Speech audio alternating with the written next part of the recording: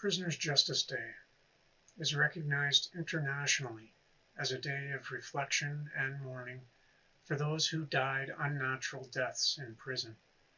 It is also a day to inspire advocacy for the dignity and humanity of those currently in prison and future prisoners, to be treated with the compassion and care that all human beings deserve, and that will produce the kind of real safety in a society where we support each other in being our real selves, our best selves. Almost 50 years ago, on the anniversary of Edward Nolan's murder by suicide, he requested to move to a non-work unit. And in a passive-aggressive response typical of the weakness of institutional bureaucracy, he was placed in solitary confinement. That will teach him, I suspect they thought. After several weeks without meaningful human contact, he ended his life by severing the arteries in his arms. He was driven to cut into his own body in order to bleed to death. What Edward Nolan and too many others continue to teach us with their unnatural deaths is that suffering the harms of incarceration, the pains of imprisonment, not only fail to reform or correct persons, but they prove too painful for some to bear. They drive some to madness and leave many with lasting damage to social, psychological, and physical health. We further weaken our society with the flagrant use of this forcible confinement that is illegal in any other context, but being used on every single prisoner entering an institution, that ensures a degree of isolation and alienation that causes unbearable mental distress and lasting mental illness. Those who do adjust carry this insidious adaptation for the rest of our lives, back into communities where social opportunities are not only limited by psychosocial damages, but also by the unrelenting stigma of discrimination of criminal records. And so, for many in these disparaging conditions, like Edward Nolan, a quick death is preferred to the lingering trauma and potentially lasting hardships experienced uniquely by each individual, most with prior histories of trauma, neglect, abuse, and/or abandonment that are reignited, magnified, and accelerated in solitary confinement. For those who manage to survive, it is a slow and torturous manifestation of disconnecting moods and oddities of behavior that fill the emptiness left behind from the irreconcilable death of one's self-identity, the unnatural reaction to being caged apart from reality by fellow human beings.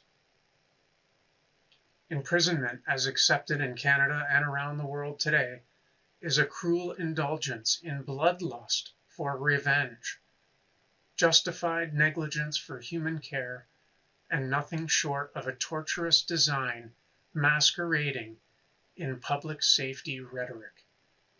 There is nothing safe about a system that promotes, that teaches violence, teaches our citizens, our children, that harming others is a reasonable means to an end. Just look at the U.S., one of the most domestically violent countries in the world, fraught with mass shootings daily.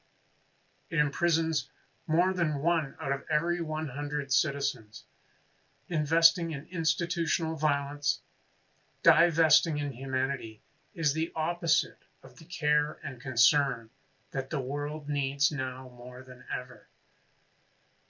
I don't have to imagine what Edward Nolan experienced. I feel it every day.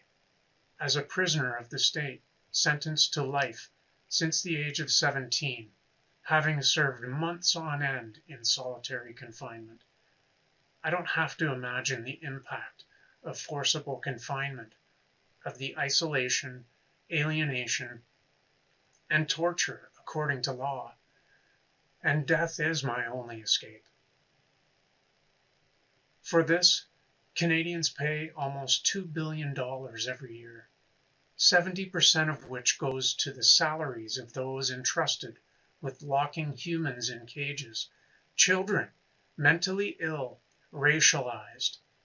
Harming these people is the job. It's time to stop this business as usual. Firing squads, lethal injection, the guillotine would be more humane, but unpalatable for the self-proclaimed righteous.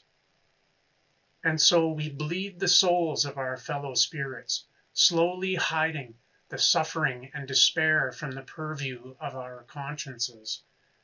Resting comfortably in denial, we wrap over 20,000 Canadians in razor wire and wait for them to die a painful death of despair, along with their families and friends, in one or another of Canadians' cold concrete and steel mechanisms of misery. With a virtual absence of fatal prisoner-on-prisoner violence these days, prisoners are much more likely to die of suicide, opioid overdose, beating to death by guards, or sadly, old age. And if we're lucky enough to survive, we become strangers to communities, families, and to ourselves, dragging behind us the laborious symptoms of PTSD and a myriad of other dysfunctions into the community, until snagged once more by the far-reaching clutches of a mechanical, repetitive, revolving nightmare designed to perpetuate its own cruel existence. If it worked, it would go out of business, but it grows and grows. One can't help but wonder, what makes it okay to deliberately treat another with such methodical cruelty and suffering? Is that not what we are punishing people for? Harming others? Who is this system serving, other than those in the employ of the executioner? We are human beings, and we look forward to the day when we are honored as such. Until then, stories like that of Edward Nolan and my friends, Kenny Nels, Rick Foster, Pete Frustick, and Peter Collins, murdered by one death of despair or another. These men will haunt the system and torment those who work in it with their memories. A system that every one of us is responsible for. The following video was created by my friend Peter Collins, the year before his death in prison. It is a heartbreaking illustration of the stark emotional and psychological disparity forced upon thousands of persons around the world every day, suffering in solitary confinement. Those with the power to stop the harming must act. It is our responsibility to stop this cycle of harm. If we don't, no one will.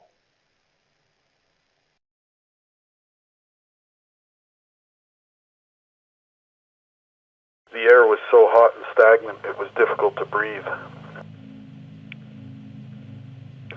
I lay perfectly still in an effort to avoid any exertion which might have made it worse. It was one of those sticky, humid days that never seems to end. Half dressed and face down on my bed, I was drifting in and out of consciousness. I felt her soft finger tracing a line along my back as she whispered loving words to me. I sank deeper into the gentle embrace of sleep's cool darkness. I dreamt of being held, touched, and loved. At some point I awoke in a disoriented fog. As I struggled to get my bearings, I felt her fingers gently touch my arm and I closed my eyes again.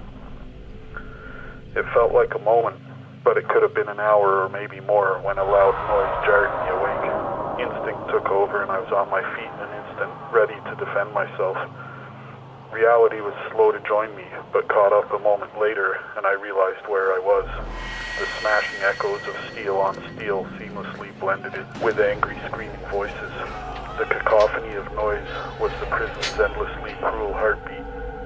A sense of hopeless depression enveloped me. Only a moment ago I'd been in one of those deliciously pleasureful dreams that felt so real it hurt to wake up. The swarming sense of loss surrounded me and pushed me back onto the unforgiving steel bunk as I realized I wasn't with my wife. It had been years since I'd heard from her, seen her, or been touched by her. I closed my eyes and strained to get back to that wispy dream reprieve, back to my favorite alternate universe, back to sleep. I lay perfectly still, trying to tune out the metal slamming on metal, the barked orders, the hopeless pleas, and the angry screams. I'd been practicing meditation in prison for over a decade and had some ability to separate myself from my surroundings. Finding peace in the big house is a useful skill to acquire, but forgetting where you are isn't recommended as it can be dangerous in here. I calmed my racing heart while my mind tried to disengage from the cell block.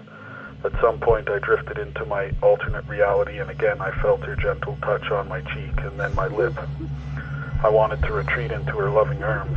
Her touch was feather light and it tickled me. I shuddered involuntarily, and she was gone. I closed my eyes again, and soon she was back with me.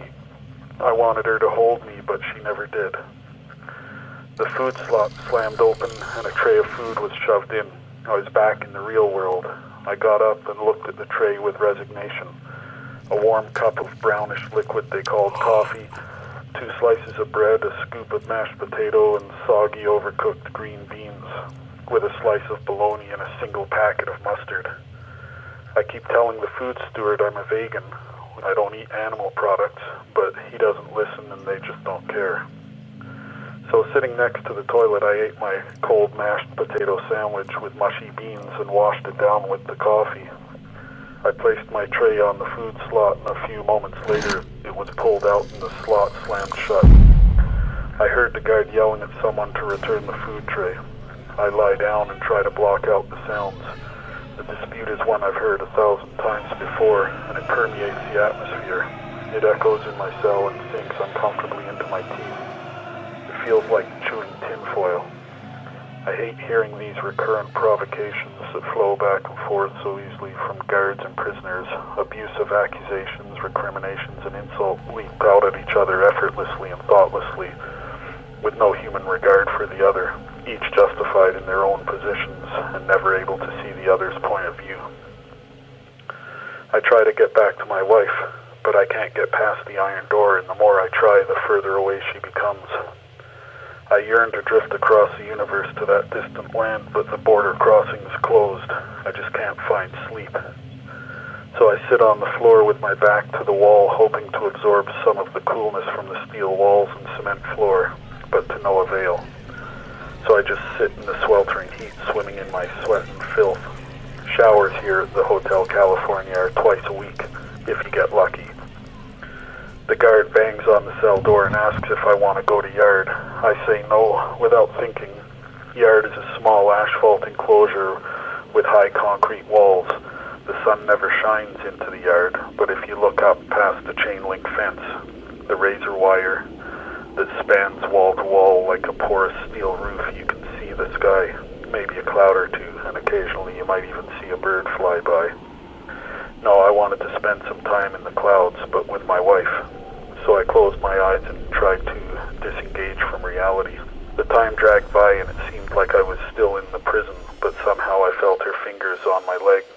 Shocked and excited, I opened my eyes, only to realize it was a fly walking on me. I was greedy for human touch, so I closed my eyes and pretended it was her fingers. I tried to stay perfectly still because I didn't want to frighten the fly off and be left alone. As I sat there, the fly took off and landed on my shoulder. I noticed I was breathing shallowly as I could in an effort not to disturb the fly. On some level, I realized that this may be considered by the officials, or almost anyone, as strange behavior, but I didn't care what they might think. The world was so far away that nothing mattered. I remember wondering if I should be concerned about diminishing mental capacity. I had read that long-term isolation was bad for mental health. I surmised that simulated human touch was better than none. As I share this story now, I realize that this may be the first recorded symbiotic relationship between a fly and a human. The fly was getting nourishment from the salts and minerals in my sweat in exchange for allowing me to enhance my dreams with simulated human touch and thereby possibly avoid isolation-induced correctional dementia. I found myself trying to stay very still so I wouldn't frighten the fly away. Whenever I was let out of my cell, I would try to catch more flies and bring them back to my cell, my eyes constantly scanning for flies, no matter what I was doing. If a fly landed on me, I would instantly become still and let them walk around. From time to time, my limited landscape was void of any flies, and whenever there were no flies to accompany me, I felt prison's loneliness more profoundly. I've heard of people becoming more susceptible to depression during the winter months due to a lack of sunshine, but it appears I had a completely different reason. One day, while time was whittling my life away, I felt a sharp pain, and I noticed a fly was on top of a cut on my arm. I waved the fly away, but it came right back to the cut again. After several waves, I realized the fly was very interested in the blood from the cut. I knew that it was probably a bad idea to let a fly walk around drinking from a cut, so I covered the cut with a piece of sticky tape from an envelope. The fly continued to look for the cut, but couldn't find it. As a result, I got the idea to bite my cheek and mix the saliva with blood and then spread the mixture on the inside of my forearm, as the skin there was more sensitive. The fly was very interested in this and spent a great deal of time walking around on my inner forearm seeking the source. I spread some of the mixture on the sensitive area of my neck. This unconventional relationship has gone on for decades, and while I can't recall how many flies have kept me company throughout my incarceration, I can say I appreciated the moments that they allowed me to dream that I was somewhere else with someone I loved.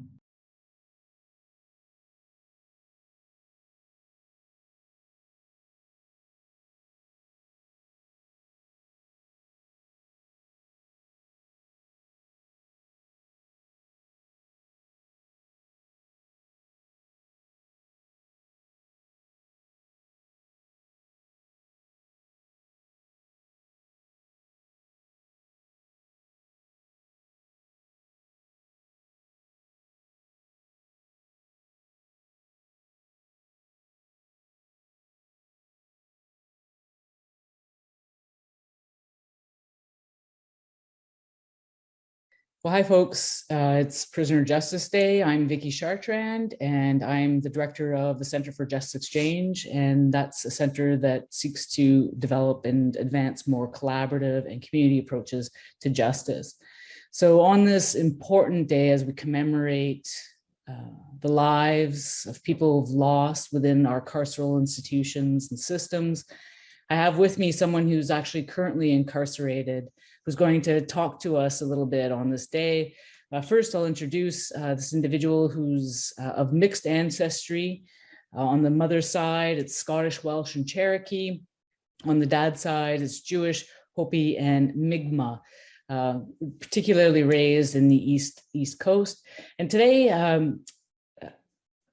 we're going to hear a little bit about how corrections is perfecting Indigenous culture, or what this individual calls the cultural Frankenstein that we see today when it comes to Indigenous people in the prison system.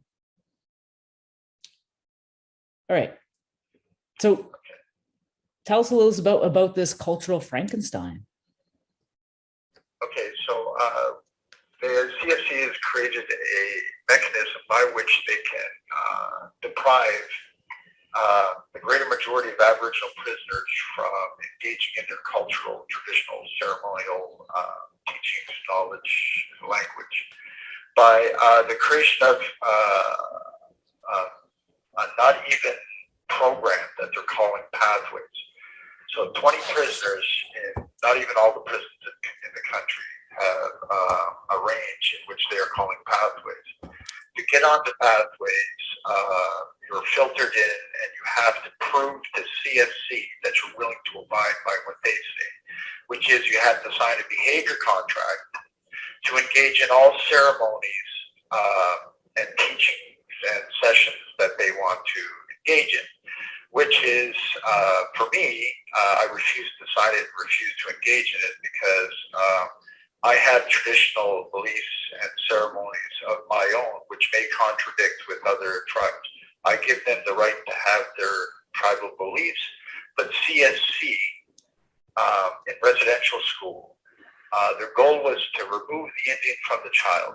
And now CSC wants to create a homogenized Frankenstein-type Indian that they've approved of and put it back into the prison. Can you give us some examples? Can you give us some examples of this pathways approach? So what are some of the ceremonies that are allowed and the programming that happens? Okay, so a cultural example that we can see when we watch the old Western movies. Are you still there? Yeah, we hear you. Okay, so in the past, when we watch old Western movies, you see a teepee and a totem pole in the same shot. Well, that is cultural appropriation because totem poles were from the West Coast and the teepee is from the prairies. So what they did is they wanted to show anything that looked Indian.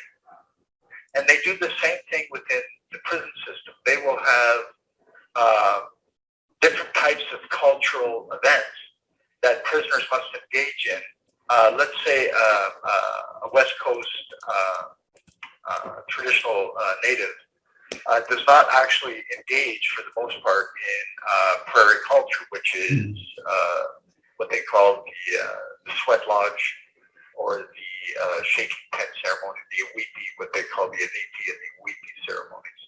So those are prairie ceremonies, but they have them out here, and the staff even sometimes are forced into these ceremonies if they want to keep their job, the elders, right?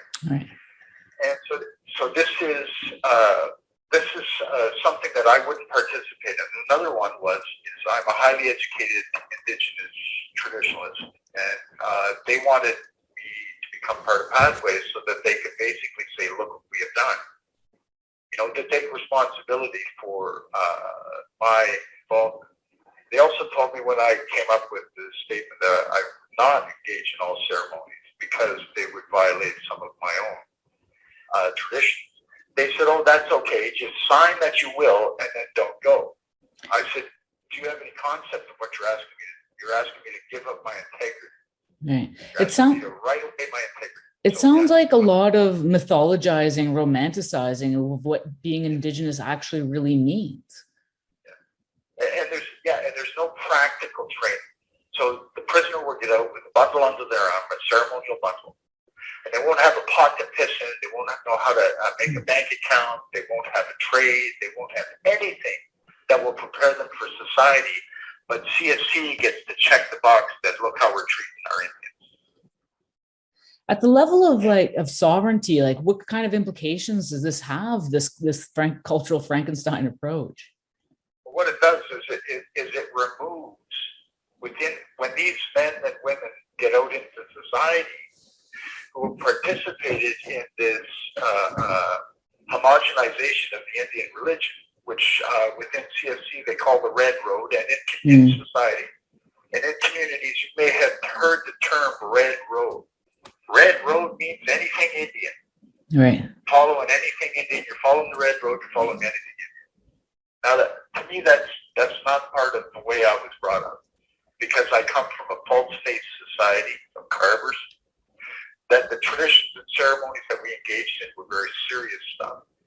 And there was protocols involved and things not to do and to do, and prayers to be offered, tobacco to be put down, all of these things. And CSC is removing that. So, for an example, I'm not allowed to have tobacco, even though I've won formal grievances, which actually ordered the institution to give me tobacco. I don't smoke. I'm a hereditary pipe carrier. My mother, on her deathbed, asked me to carry a pipe for her family, so I consider that I'm to do that. And CSC blocks me from doing things like getting eagle feathers. What do you think? Go ahead. Well, what do you think about this? A lot of Indigenous folks that I speak to in prison, they often tell me that the first time they interface with their culture or any kind of tradition or ceremony is actually in prison. Say it again? That most Indigenous people that I speak to in prison, they tell me that the first time they actually interface with their culture or any kind of ceremony or tradition is in prison. Exactly. So that has significant implications when you're homogenizing Indigenous culture, not just homogenizing, but co-opting it to suit the needs of an institution or of white settlers, rather than what, the actual hereditary experiences that you're describing right now. So it's actually quite terrifying. So what they've done is they've removed our historical familial bonds with. Well, that's interesting. We've just been cut off after 10 minutes of conversation. Just so folks know, this is a very common experience in when we're talking to people within prisons, that the phone will often get cut off. So hopefully we'll be able to reconnect with this particular individual and give you an update on these kinds of practices.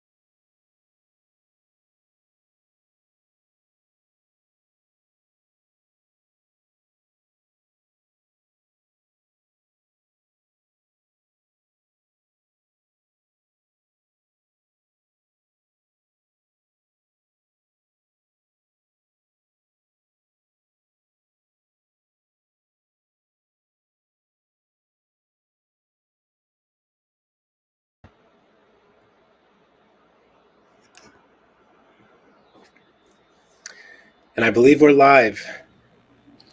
Good evening, everyone, and afternoon, if it's afternoon still for you. Welcome to the live stream for Prisoners Justice Day 2022. It's an honor to be with you. My name is Desmond Cole, and I am joining you this evening from Toronto, which is the Dish with One Spoon territory. The Dish with One Spoon is a treaty between the Anishinaabe, Mississaugas, and the Haudenosaunee that bound them to share the territory and protect the land. I'd like to welcome you this evening and welcome my co-host. Good evening, everybody. I'm Al Jones. I live in Jabuktuk, Halifax, the unceded and unsurrendered territory of the Mi'kmaq people, but I'm actually currently speaking to you from Wales in the UK. And lest we forget that prisoners' rights issues are global and that prisons are a global phenomenon. In the news here, we see that they are building 500 more places for women to be incarcerated. And they've had over 20,000 deaths in custody in the past year, which is actually a 25% reduction from previous years. So as we honor Prisoner Justice Day, started by Canadian prisoners, we also know that all of these issues extend across the globe. Most definitely. Now, you heard in the intro to our broadcast this evening from James Rustin, who summarized why we commemorate Prisoners Justice Day. And that is, of course, because of Eddie Nayland, who died alone in segregation in Millhaven Institution in 1974. And a year later, we know that prisoners at that same institution in Millhaven, they engaged in a hunger strike and a work strike in order to demand an end to solitary confinement and other injustices behind bars, which we continue 47 laters to demand. We're also joined tonight by ASL interpreters. We have Andrea and Alicia tonight helping us to make this broadcast more accessible. So thank you very much as we go through the night as well. So we do remember tonight that Prisoner Justice Day has been honored by people in prisons inside and outside for the past 47 years. And these events are taking place across the country today on August 10th to commemorate the lives lost and reminding us all of the conditions in prisons and our solidarity with prisoners. And of course, we are also demanding that not only changes be made to the system, but of course, the end of these conditions, the end of prisons forever. And in support of those efforts, the Abolition Coalition and The Breach are broadcasting this evening's Prisoners Justice Day commemoration between 6 p.m. and 10 p.m. Eastern Time. And the broadcast is going to feature footage from local Prisoners Justice Day events across so-called Canada, as well as segments with criminalized people, community organizers, and others to expose the brutalities of imprisonment and work towards abolitionist futures where we keep each other safe and where we respond to harm in our communities in transformative ways. We also acknowledge that during COVID, while conditions in prison have never been healthy, safe, or humane, we also acknowledge that those conditions have only intensified during COVID, which has allowed prisoners to use this pandemic as an excuse for further securitization, lockdowns, and other methods that have led to people in prison experiencing even more mental health effects, which has led to a huge spike in drug use, self-harm, mental health issues, and many other reflections of the increasingly difficult and inhumane conditions in prison. So we do want to acknowledge that the sponsor for the ASL interpretation tonight is a project called Tracking Injustice, Law Enforcement Data and Transparency Project, and this is funded by a SSHRC Partnership Development Grant coordinated by Alex McClellan of Clarkson University. So thank you, Alex, for helping and standing in solidarity with this broadcast tonight. Now, there have been events going on all day in different parts of so-called Canada, and we want to recap some of those with a couple of guests live this evening. But before we do that, I just want to again acknowledge James Rustin, who you would have heard at the beginning, who did the opening. Acknowledge Peter Collins, writer, artist, musician, cartoonist, activist, filmmaker, organizer, and of course, prison rights advocate. And we would like to acknowledge Vicky Chartrand. Vicky was doing the interview that led into our segment. The person doing the interview asked for their own reasons to remain anonymous, and we thank them very much for their contribution. And we also thank Vicky, who is associate professor of sociology in the sociology department, at Bishop's University, located on unceded Abenaki territory. So with that, we'd like to begin letting you know about what has already been going on this day for Prisoners' Justice Day. And we have a couple of folks to help us who have been part of the organizing, part of the action happening in public. And the first person that we would like to go to is Rachel Fater, who previously did time and who is now a PhD candidate in the Department of Criminology at the University of Ottawa and working on a municipal voting rights campaign for prisoners with CPEP, the Criminalization and Punishment Education Project, which works on unceded and unsurrendered Algonquin Anishinaabe territory. Rachel is also a member of the Walls to Bridges Collective, the P4W Memorial Collective, the Systems Change Transformative Voice Working Group as well. Rachel is also a member of the Walls to Bridges, I said that already, and I should also add that today Rachel participated in the P4W Healing Circle in Kingston, which is situated on the traditional territory of the Anishinaabe and Haudenosaunee peoples. Good evening, Rachel. Thank you for joining us. Hi, thanks for having me. Could you tell us a little bit about the events that have already taken place? I understand that you're in Kingston, so could you explain what has happened earlier in the day in Kingston? And also perhaps for those who may not know some of the histories of Kingston, particularly with prisons, perhaps also speak about the significance of the events that are taking place there today. Yeah, so in Kingston, it's basically a prison city. There's multiple federal institutions and the now closed prison for women, which originally was the only prison in Canada for women that were federally sentenced. So each year since P4W closed in 2002, former prisoners have held a healing circle on the prison grounds to honor and remember all of the people that have died inside on Prisoners' Justice Day, August 10th.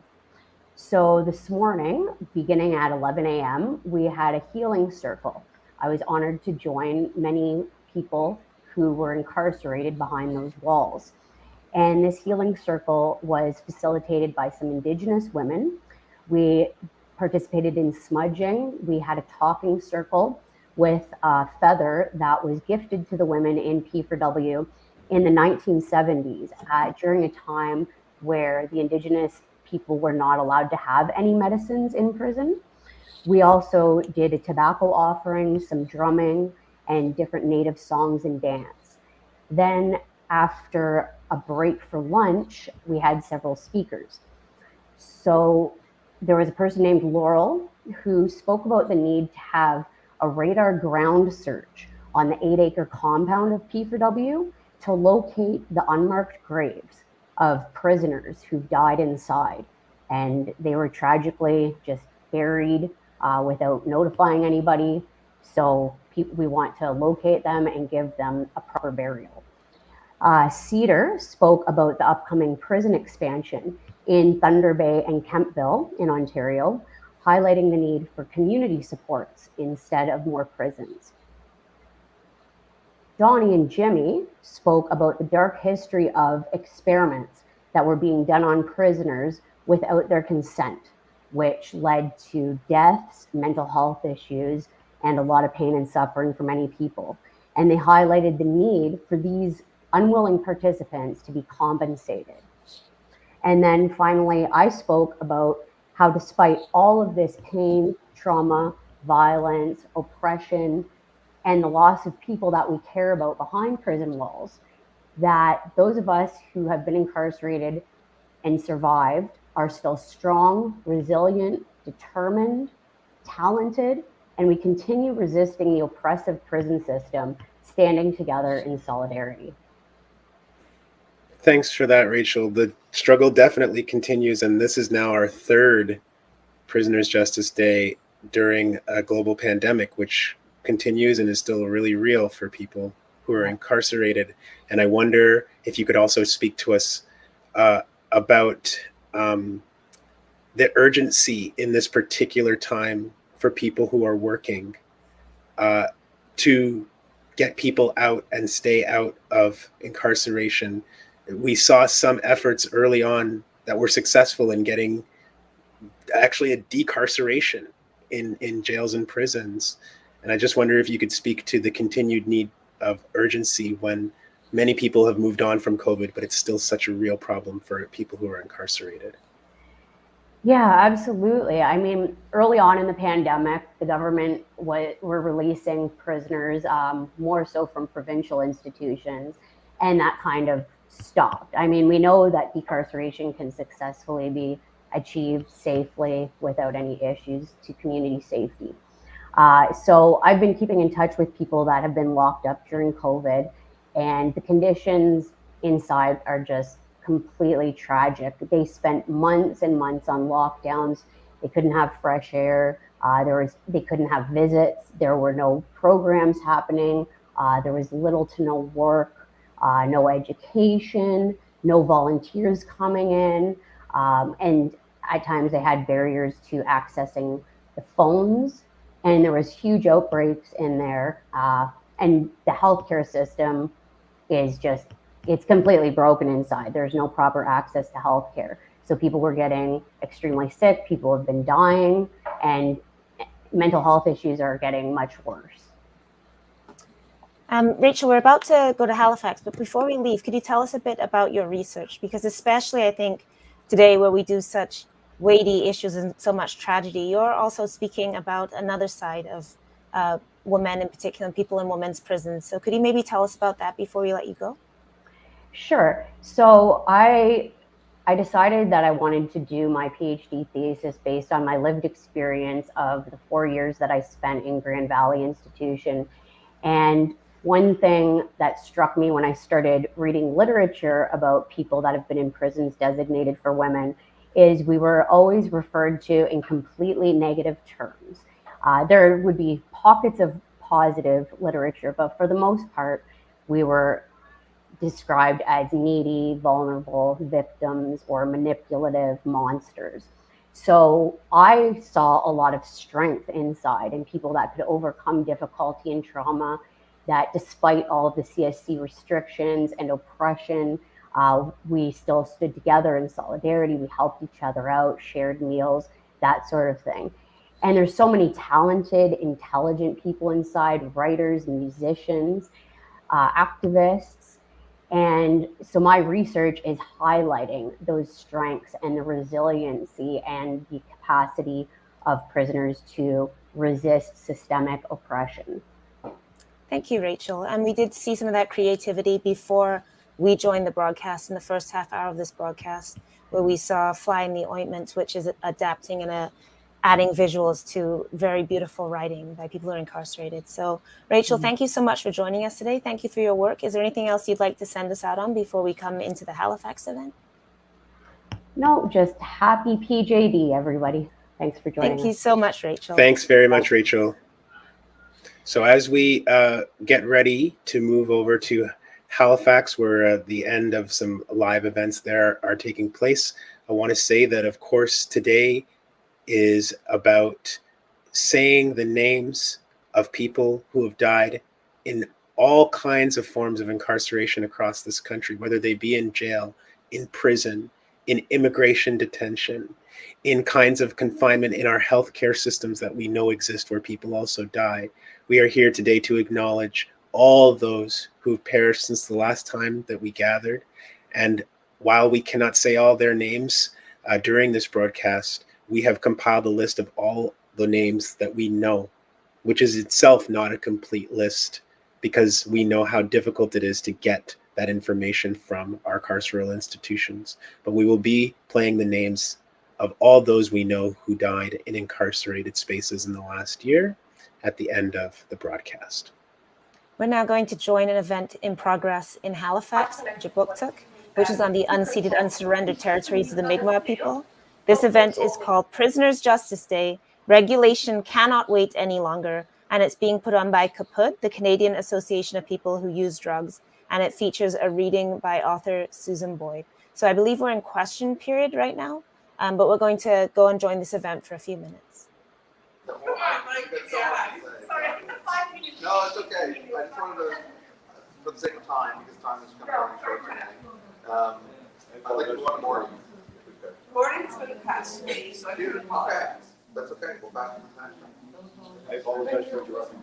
No, thanks for introducing. I just want to apologize for being so upset. Why am I upset? Because my people are compromised. For surviving. You can't survive in this world. Why be here? Tell me what makes you survive. Anybody in this crowd, is it a drink of wine when you sit down at your supper? Is it to make your children live and have a better life? Thank you. And thank you for that. He's the only person that stands for me this far. You know, I regret a lot of things I've done. I miss my children. They came back as adults. Those choices you made make you who you are today, though. That's right. But you know what? I wasn't at fault for that. I wasn't at fault for that. Life persists and insists criminalization on people that they don't understand. They don't understand. Nobody understands. I see what you're going. I know you're bringing all me kisses. I'm a person who needs drugs. Since I was young to deal with this world. And actually, I went out in my picture with my doctor at one time. And he helped me get to where I am today. And my children are in my life today. We need to stop looking at people who use drugs as wrong. Everyone uses drugs. Everybody does. Can anybody say they never drank alcohol? Has anybody here never drank alcohol? I would say a hand in the room. So why is it wrong for us to be who we are? You know, some people like to have a drink of wine. Other people like to have a wine. I got that from Matt. I'm going to steal that all day long. And some of us, like to know how to use well, and some of us don't know how to use well at other times. Patrick, you know, we don't have many conversations about this, but I never have stopped loving my community. You know why? We hurt. Everybody hurts. Everybody hurts at one time in their life. And how they deal with it, I have no way to judge them, nor should I. Nor should the law. We're people. We're all people. And as we had the elder here earlier, you can't see her if she's still here. The elder taught us that there's medicinal purposes for people who use drugs in different ways, or medicinal purposes with. And I just want to stand here to say, as somebody who's had my children ripped from my arms,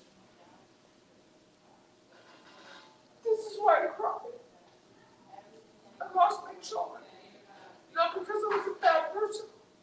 Not because I was wrong. Because I was prescribed a drug that made me ineligible to care of my children. But you know what? I'd argue if I didn't have that drug, I would have been able to take care of my children. We need to flip our mind frame. Because if I was sick, if I was dope sick, could I take care of my children? Absolutely not. There's no way in this world I would have ever. And so I cried in tears of hurt. I hate being vulnerable. I really do, Patrick. You know I hate being vulnerable. I'm vulnerable today because I think people in the world need to know that people who use drugs are great people. You may find.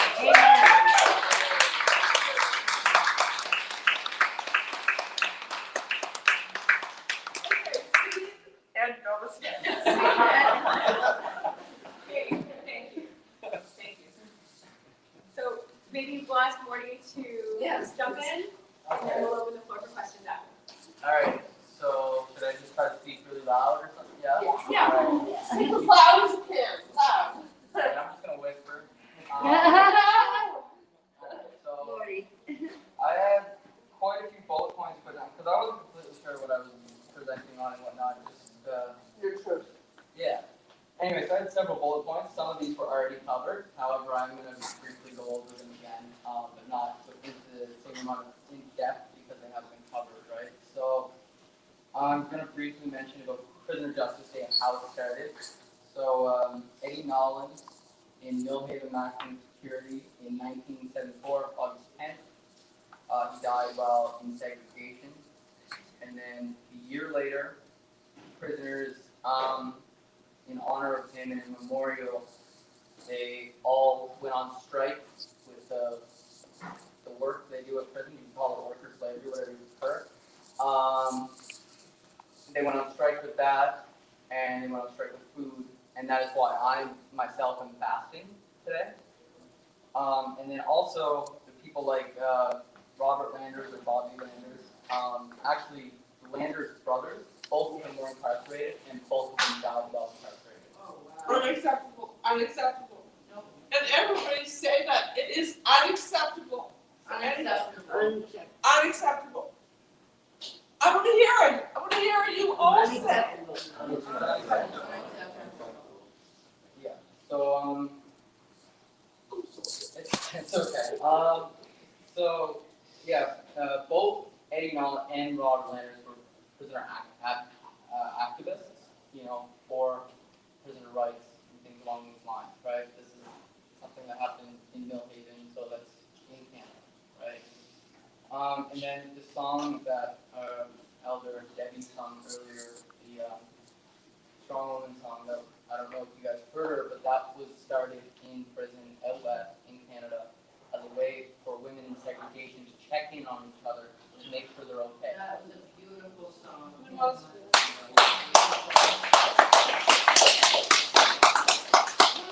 People take care of each other. And also, so I am going to mention that I have had conflict with the law. My incarceration is very brief, right? There's people in the room who've, you know, done a lot more time than I've been alive, right? So I don't want to talk about how bad it was for me because I know there's people in the room who had it way worse than me, right? But a lot of my rights were violated, whether that be the, you know, taking my medicine bag from me. So Section 2A of the Canadian Charter of Human Rights is the right to religious freedom. So that was taken from me and searched and things along these lines, right? And then also, you know, being beat by police. You know, that's something I've experienced. You know, put a little Band-Aid on me before they take my mugshot, just so it looks a little nicer. But you know, these are, yeah.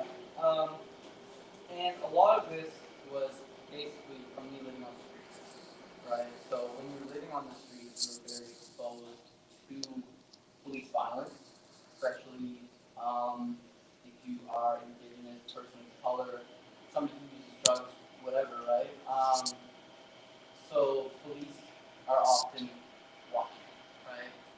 Especially if you have nowhere to sleep other than, say, a tent city or a bank vestibule, whatever you call them, where they have the ATMs. Anyway, so that's where a lot of my conflict with the law has come. You know, a lot of my charges were minor, other than giving a coffin and nuts. You know, I mean, yeah, I'm not gonna defend it. What is there? But anyway, so all of my time was in segregation, either that or in holding cells, but it's very brief, right? And I also want to talk about the fact that, you know, Indigenous people in this country account for 5% of Canada. In Nova Scotia, it's 6%, and it varies province to province. So Indigenous women account for 50% of the prison population, right? And I know that was already said earlier, but I think it's something really important that we recognize that you take up 5% of the population, 50% of women in prison are Indigenous. That shows you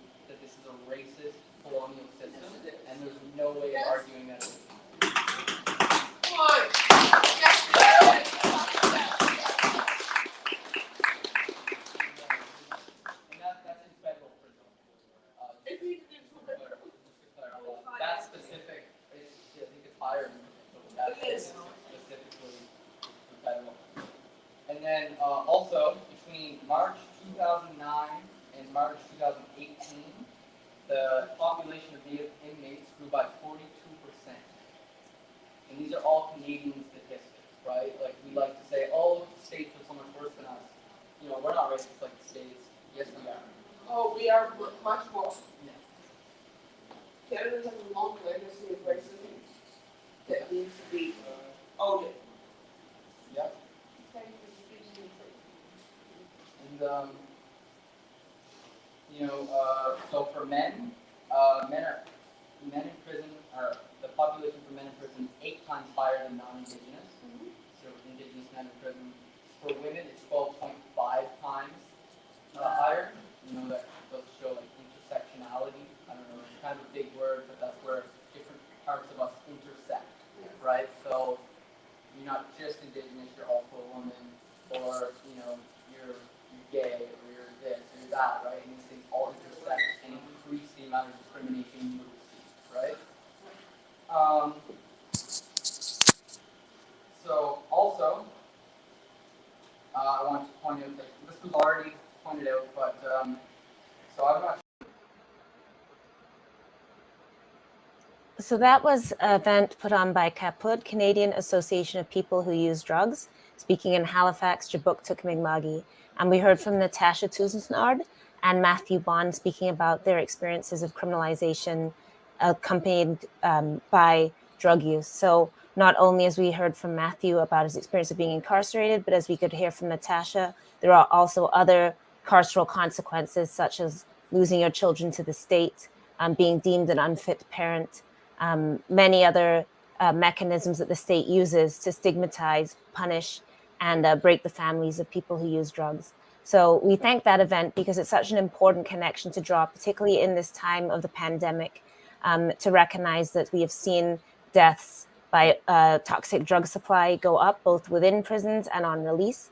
And in fact, in Halifax, we've been hearing, although I can't confirm it, but from the health issues from the prison line, we've been hearing there are a lot of issues with dirty needles inside the prison. There's issues with sepsis, and that we may in fact have had a recent death by somebody in custody in Nova Scotia, although I can't confirm that yet.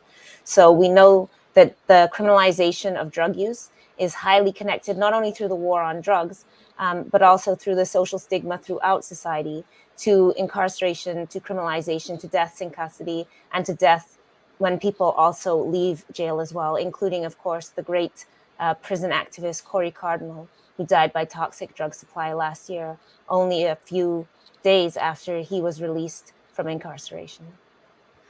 Yes, and there's perhaps no greater example right now of this intersection than what we're seeing in East Hastings and Vancouver right now, as the police have been moving in to dismantle an encampment in the downtown East Side.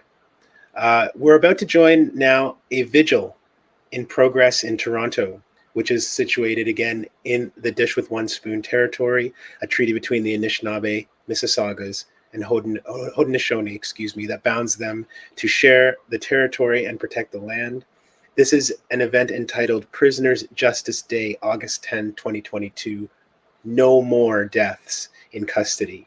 And it is being held live at Allen Gardens Park in downtown Toronto. And we are joined by people who are at that vigil right now. Can you hear us? Would you like to introduce yourselves to the stream and tell us a little bit about this event? Oh, we don't have sound from you yet. We're going to have to get our friends in Toronto to unmute themselves. Just give us a moment. We can see you. We just can't hear you. So while we wait to get audio from Toronto, Desmond, perhaps you could tell us a little bit, particularly about some of the intersections we've been seeing in Toronto with the criminalization of encampments, and how that also ties to the issues that we're addressing today. Well, it's just inseparable when you talk about, the use of drugs. I think our friends in Toronto are back with us. Hello, we see you again. Hi, can you hear us? We can now. No. Thank you so much. Okay. Please introduce yourselves. Yeah, my name is Tina. I'm a person with lived experience. I work with Rittenhouse and Maggie's. I'm here with Youssef, one of the speakers at the vigil today, and James. Hello. Hello, James. Hello, Yusuf. Hello, Tina. Yusuf, I'm going to start with you. So, of course, you have lost a family member who was killed while in custody, and you and your family have been fighting for a very long time for justice for Suleiman.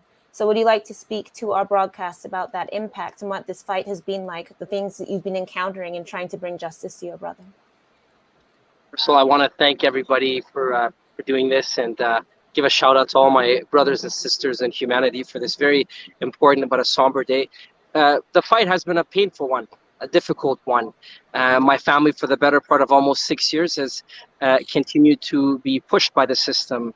It always seems to be a double standard, for us and then the rest of, like us, one part of the population and law enforcement. And, to this day, we're waiting for criminal accountability into the guards who murdered Suleiman Fikiri. Most of them are still employees of the Ontario government. Just to show, and the way Suleiman was murdered in itself, with an eyewitness that saw everything, we still don't have justice for my late brother. Tina, let's bring you in, and let me ask you, to help our viewers get a sense of what's been happening this evening at Allen Gardens. I know that the event is wrapping up in the next half hour. What have you been seeing and hearing today? It's really been an amazing event. We have quite a large turnout. I would say there's probably about 100 people here. It started off with a fire and with Indigenous drummers. We've had 10 speakers. We're running a little ahead of time. They're basically just wrapping up. So Yusuf has already spoken to the crowd. So I just thought that we would pull him in so that, his message is very important. And yeah. Tina, we are going to go back to Yusuf and also go to James, but you said that you work for Rittenhouse and Maggie's. And could we speak a bit about how the stigmatization and criminalization of sex work also is impacting people? Oh, for sure. The stigmatization, sorry, I'm nervous now. I know I'm speaking later, so I'm not prepared now, but that's okay. So definitely the criminalization of sex work is a huge problem. The current bill, PSEPA, Protection of Communities and Exploited Persons Act, criminalizes the sale of sex work.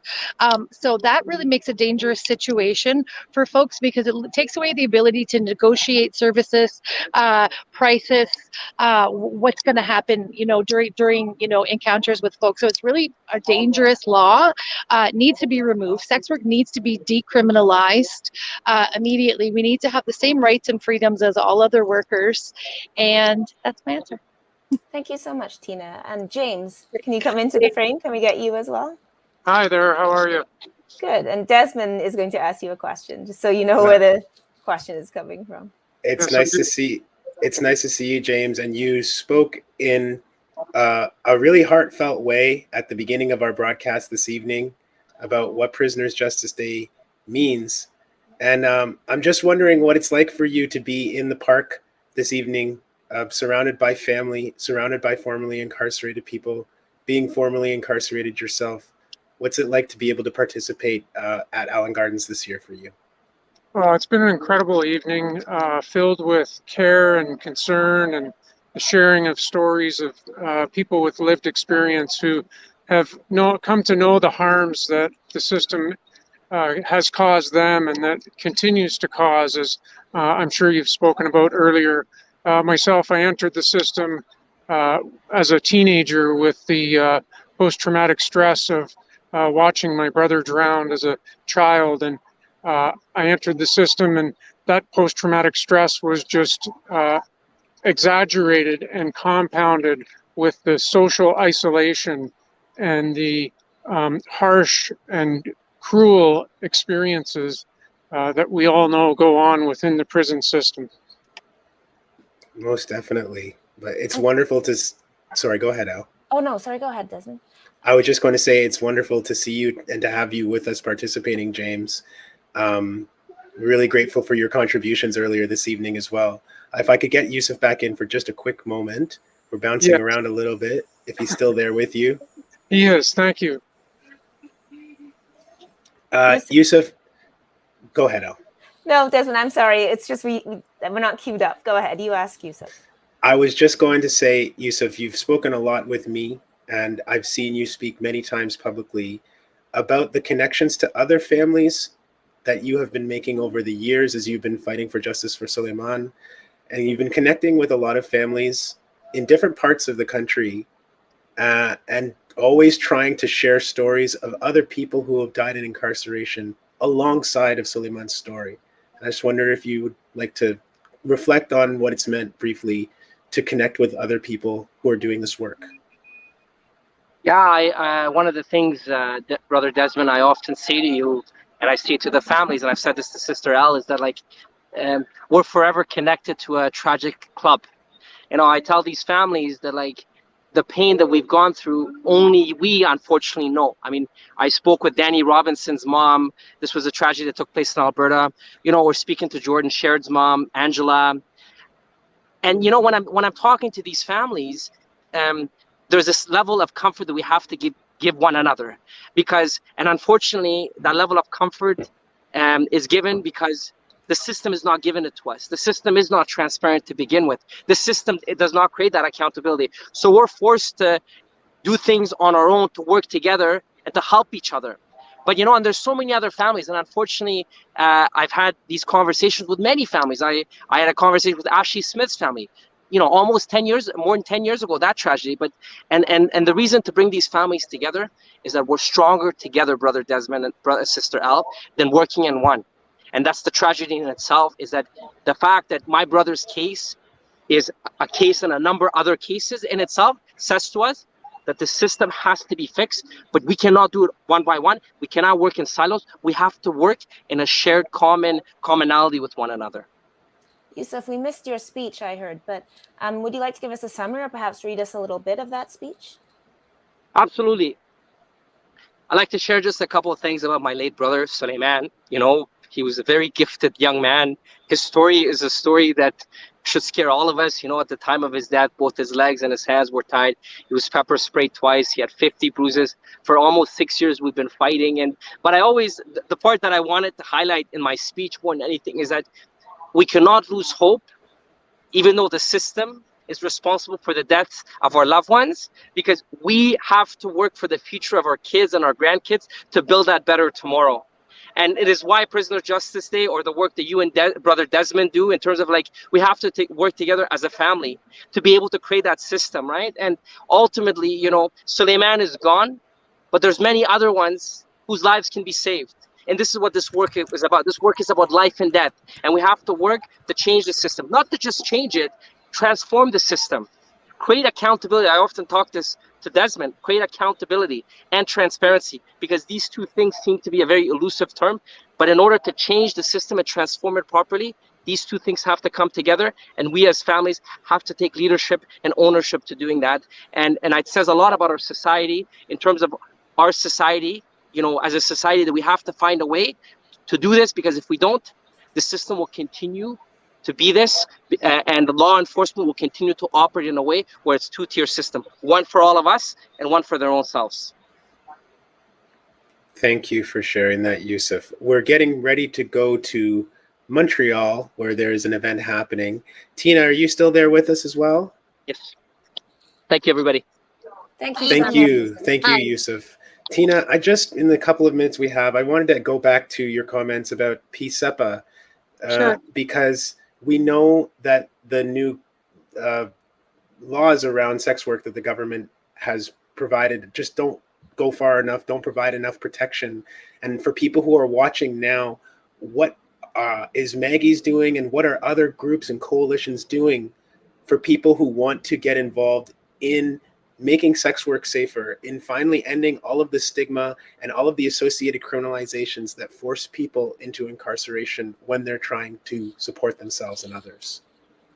I think one of the most important things, Maggie's is involved in a lot of the court cases that are happening, but I think on a personal level, I think it's important to have these conversations and destigmatize sex work, talk about sex work, and have these uncomfortable conversations with folks, and let people know and understand what's really going on.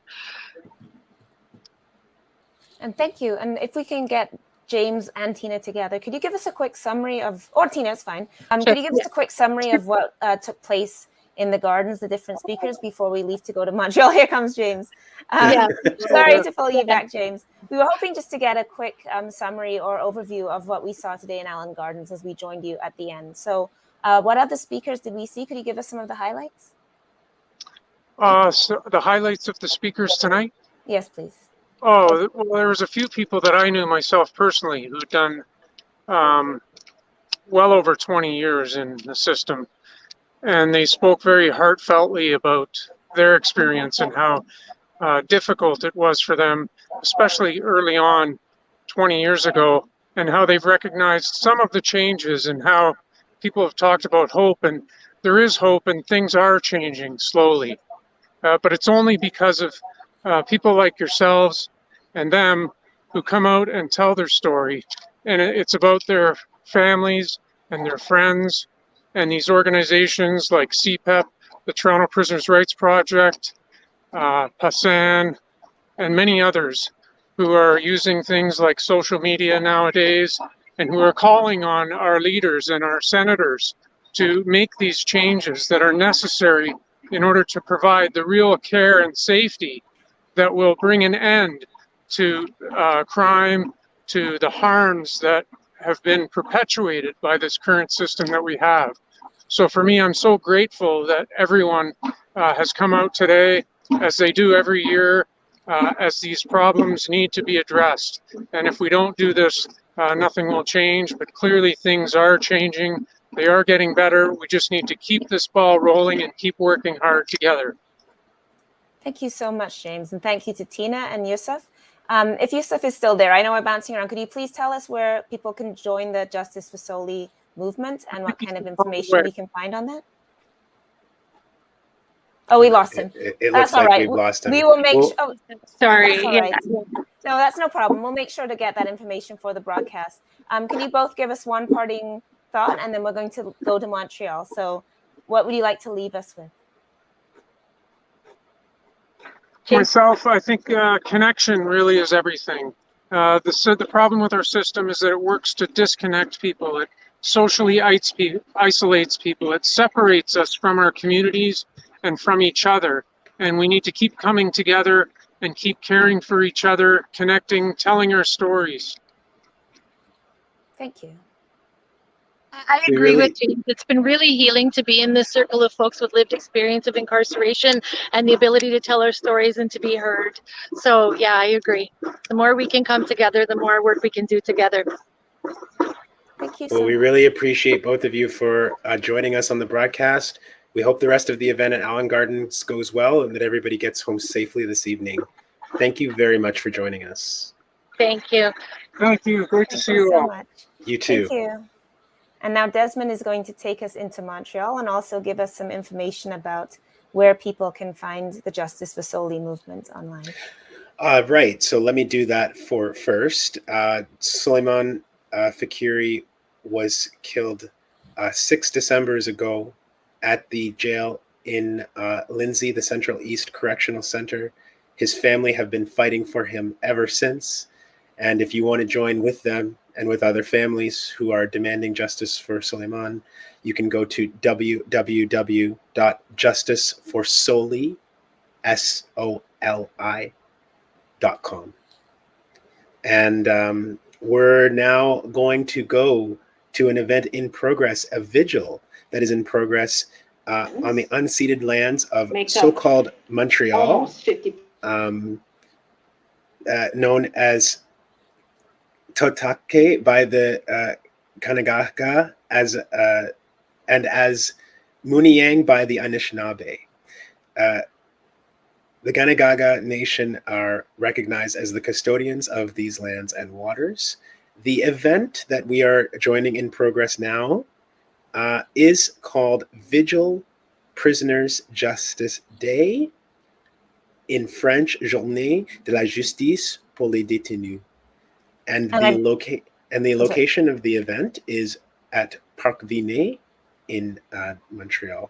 And I believe that we are joining Wendy Barato from Canadian Association of Elizabeth Fry Societies and also with the anti-carceral group. So we're going to sit back and everybody will listen now to this event. médicale en isolement un an plus tard.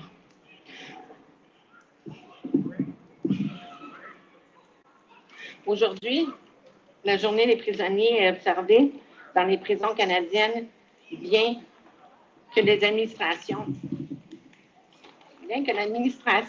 pénitentiaire ait de plus en plus réprimé ses actions.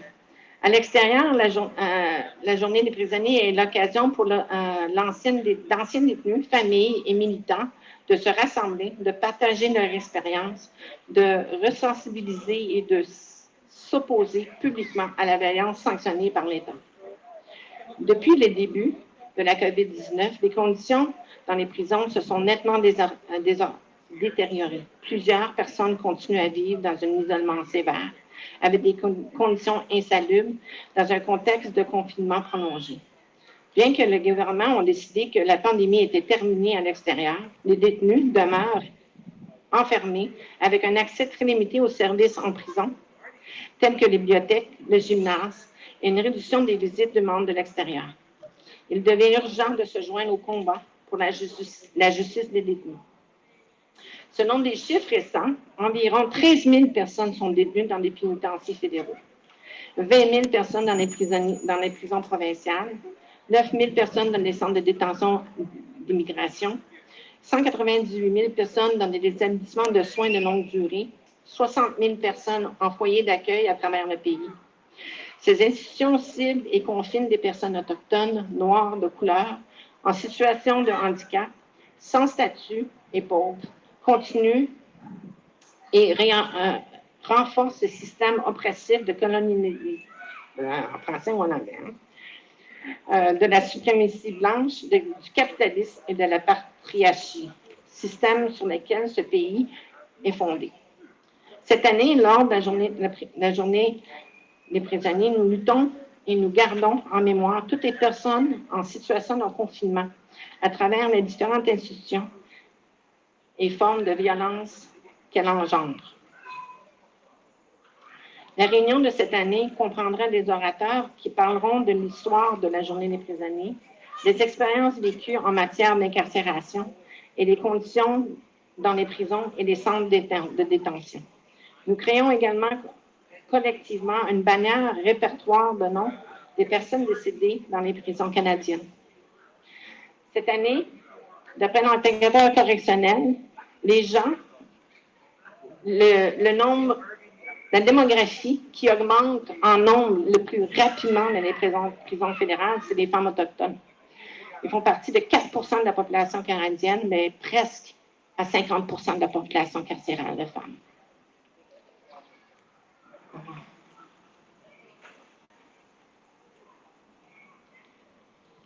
Alors, j'aimerais inviter Kaya.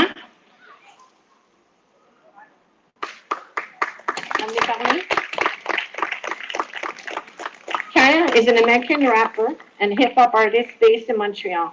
Kaya has lived experience in incarceration, having been imprisoned at Her Majesty's Prison in Dodds St. Philippe in Barbados. Her stint was difficult, but she made it out, and she is now a heavy lyrics. Did I say that right? Heavy lyrics, and an owner of a liquor. Okay. Owner of Liquid Split LLC. Oh, Lyric Split LLC, a luxury adult toy. Oh, I'm going to go see you later. Adult toy and apparel store opening soon. Her forthcoming single, Pyrex, is dropping on all major platforms in a few days. Make sure to get that.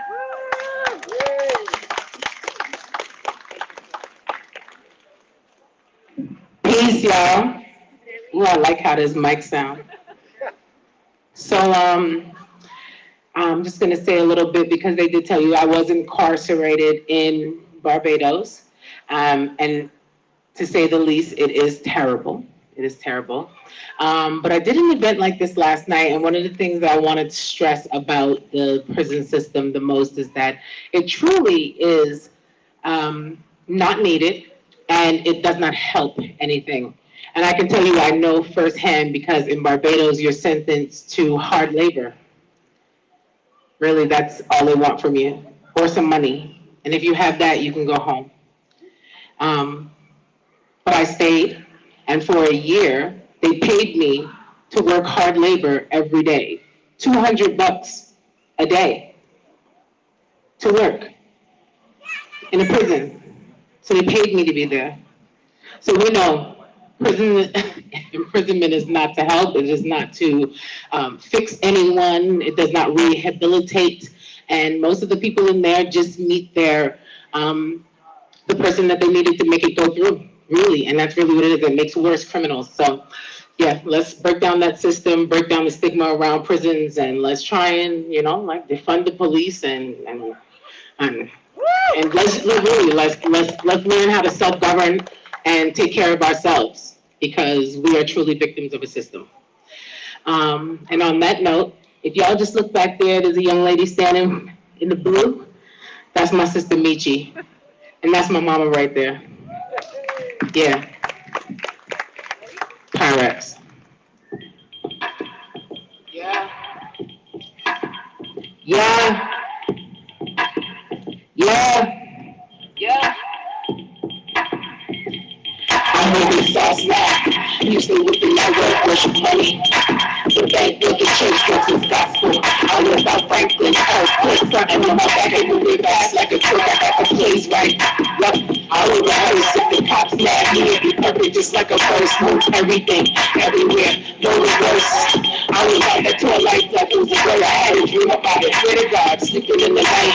God told me no, right before the flight. I thought it wasn't right. And then I helped me out with the mistakes that I made with the white. Not enough for the life. Only time you would see me is in the paper. And I'm about people, they can believe me. Say nothing, see nothing, just like Stevie. Shh. No talking, shout out to meet you. Money always winning, can't get saved.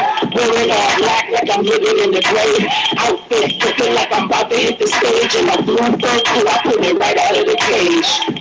I'm dodging the place just like a sidestep, stretching. People are flexing just like a bicep, pushing. I'm here with the cooking, I watch my stretch every night. You can hear the rock against the Pyrex like, yeah,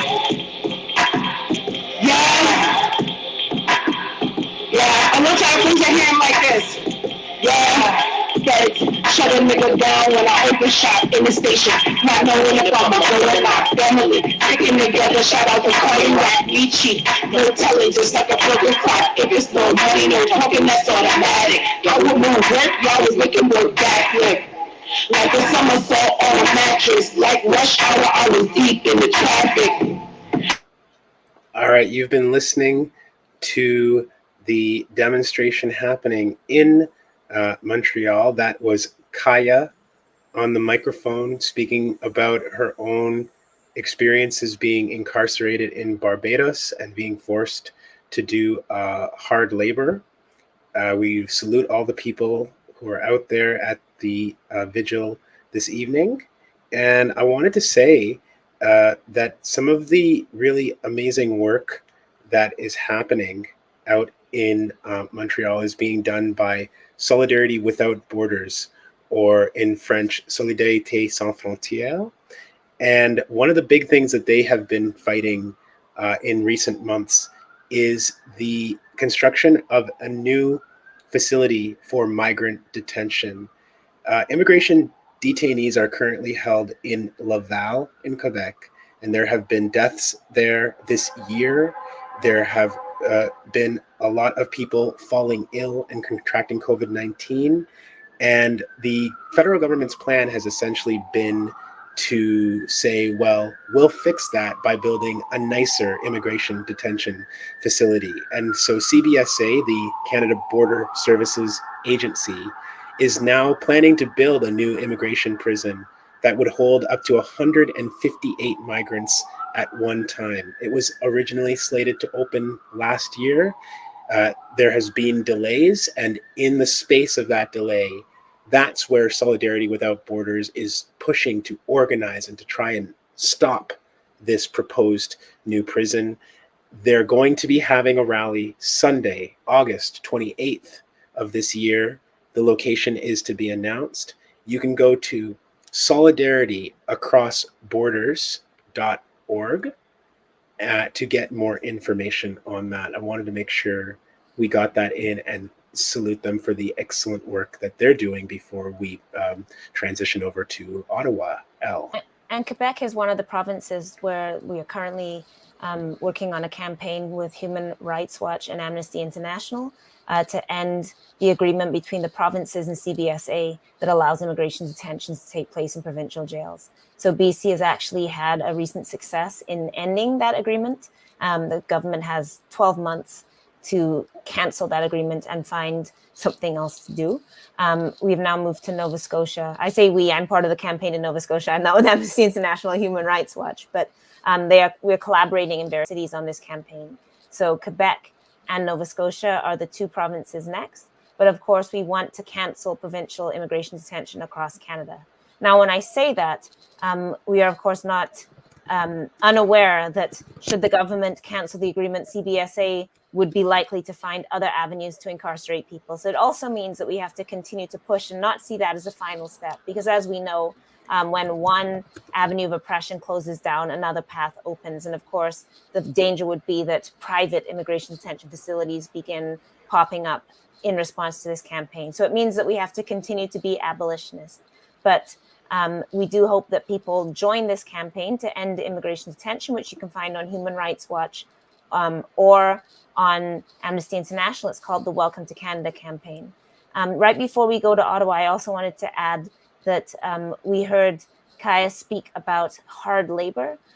In Canada, prisoners also do hard labor in the Corcan sweatshops or in other jobs, the kitchens, sewing rooms, various shops, various tasks on site. And that results in about $28 every 2 weeks once all the deductions are taken for room and board, inmate committee, paying for the cable, the things the taxpayer believes that comes out of their taxes are really coming out of the work of people in prison.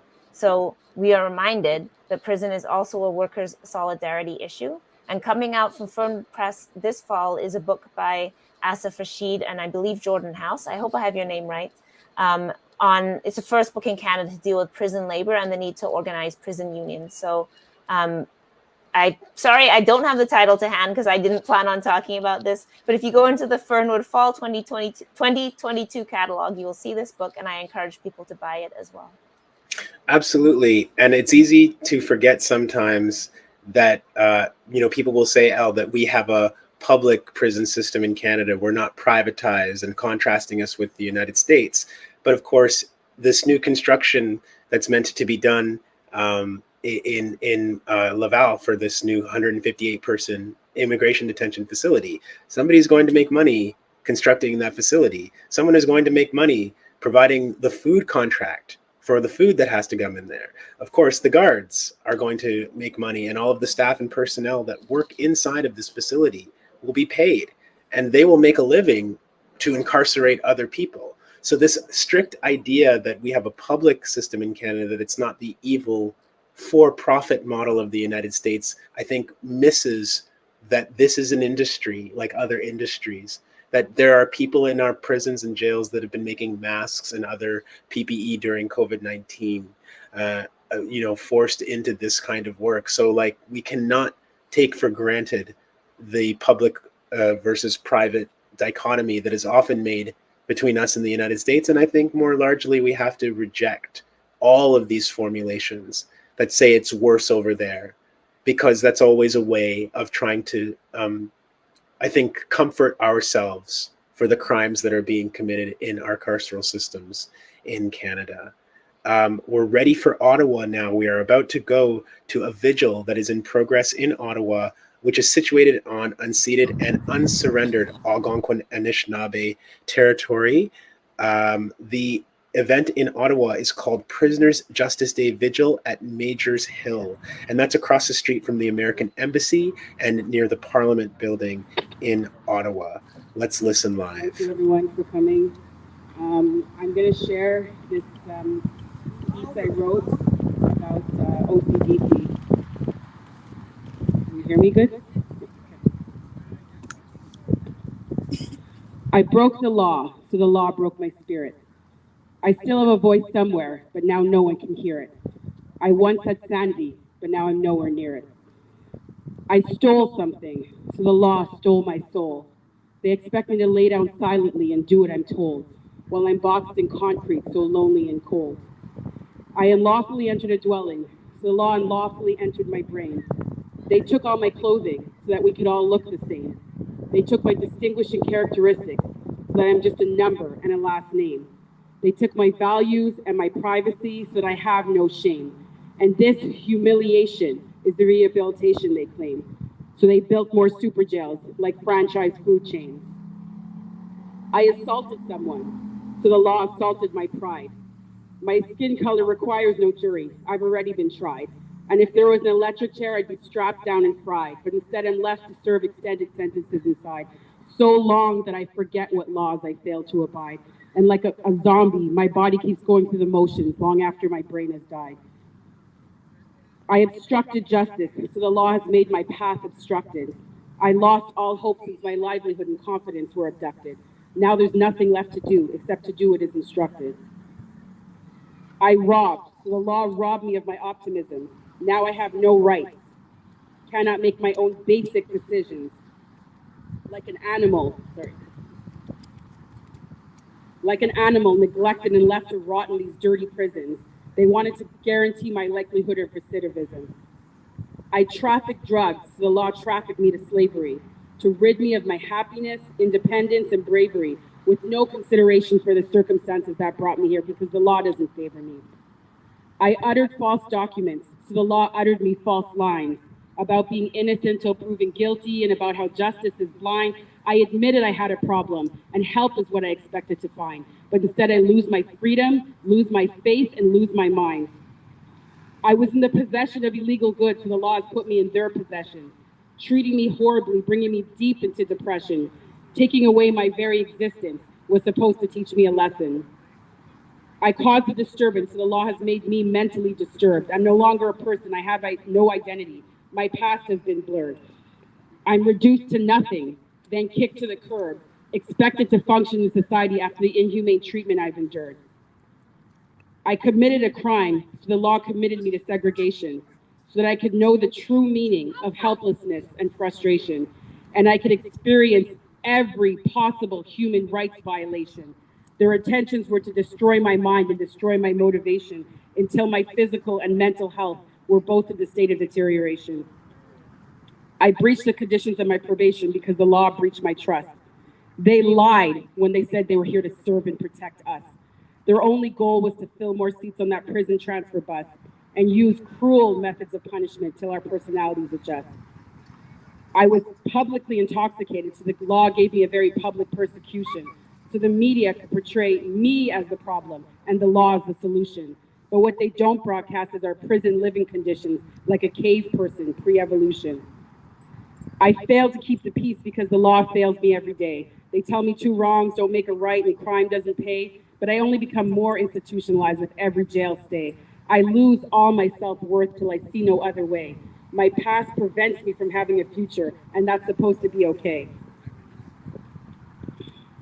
I broke the law, so the law breaks me down, and all I have lost outweighs what little enlightenment I found. Jail doesn't work for first-time offenders, so especially not second, third time around. How can I learn from my mistakes when my head is chained and bound, and my fate is left in the biased hands of a judge and a crown? How could I ever hear my calling in life when they've muted the sound? How could I stay afloat when I've been encouraged to drown? How could I smile in the face of hard times when I spent so long in a frown? And how could I climb the ladder of success when it's planted on shaky ground?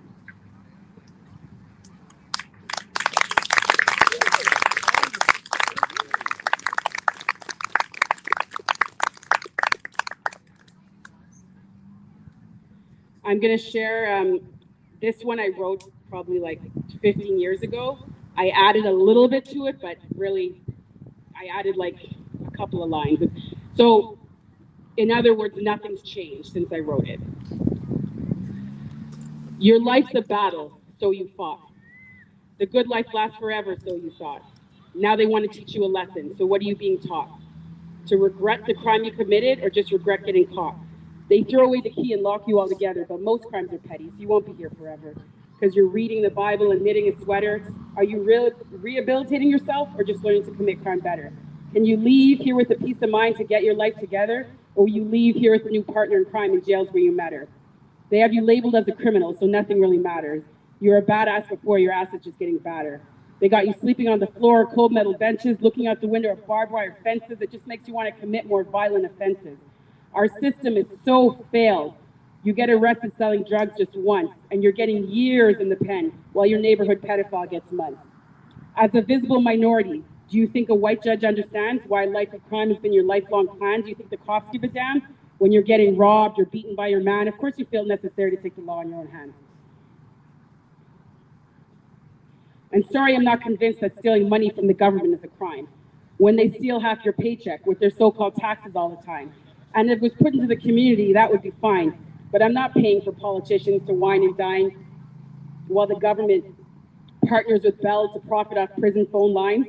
Why do police receive funding equivalent to the public money spent on public health, paramedic services, public libraries, social housing, parks and recreation, and employment services combined? They want you to work doing their slave labor and wonder why you exhibit negative behavior. You're Black. They didn't write the law in your favor. Society has you considered a danger. You steal someone's purse with $50 cash and you're treated like you're illiterate street trash. But if your company president embezzling millions from your company stash, you get bail fast, community service for your ass, because they only prefer having inmates with no education and no class. People who use drugs get arrested, and they blame it on addictions and send them to rehab with minor restrictions. Make the pharmacist your new drug dealer. That's part of your conditions, so the government can make more money off methadone prescriptions. They love revolving door prisons, so they give you bail, stay on your tail and wait for you to fail, so you could be part of their statistics of repeat offenders in jail. They hire more police officers to keep the streets clean, stop the epidemic of crack fiends and pregnant teens, but in reality, murdering people during mental health crisis is how they intervene. Re-victimizing victims at domestic abuse scenes, and somehow we've normalized having suicide hotline numbers in all their gambling machines. They're not going to stop it when they're making a profit, because for the ultimate deception, liquor passes inspection. So our Indigenous populations murdering each other with no recollection. Drunk drivers go through red lights at the intersection, and alcoholism taints our community like a viral infection. So do you get the impression that they promote depression, cause that underlying aggression and memory suppression so the law enforcement won't need a new profession? Trained for manipulation during investigations. They wouldn't have occupations if there wasn't altercations. So they broadcast violent expectations, police and soldiers slaughtering for a lifetime appreciation, and wonder why your children are shooting up their schools for a lifetime incarceration. Our system's run by liars who every day conspire how to make the crime rate higher and how to cause more gunfire, so they could open more federal resorts for convicts to retire.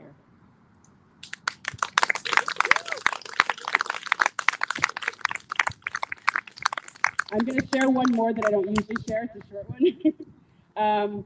And this is for anyone who's ever been incarcerated or struggled with anything.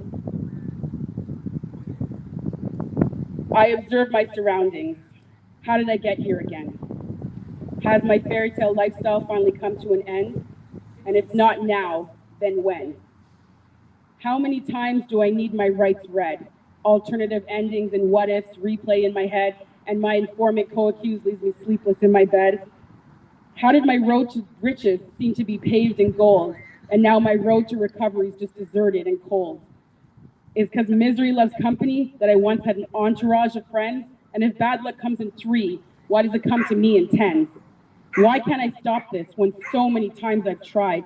I've truthfully told myself I need to quit, but subconsciously I lied. What I saw as the pursuit of happiness was really depression in disguise.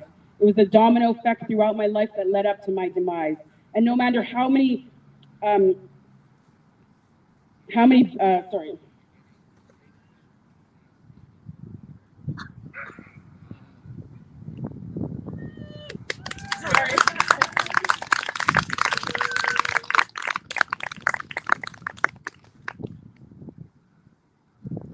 no matter what underlying issues brought me here, it's no one's fault but my own. And no matter how many benefited from my life of crime, I serve my time alone. And even for all those who I victimized, if I feel great remorse and sorrow, what I feel today does not give me the guarantee that I won't victimize tomorrow. Do you think I'll one day have the strength to stop this cycle for good? Can you hold my hand and say, I think you can, like the little convict that could? If I had no more fast money, no more gifts to give, would you still be there? If all I had to offer was my company, my wisdom, and lived experience, do you think you'd still care? Thank you, everyone.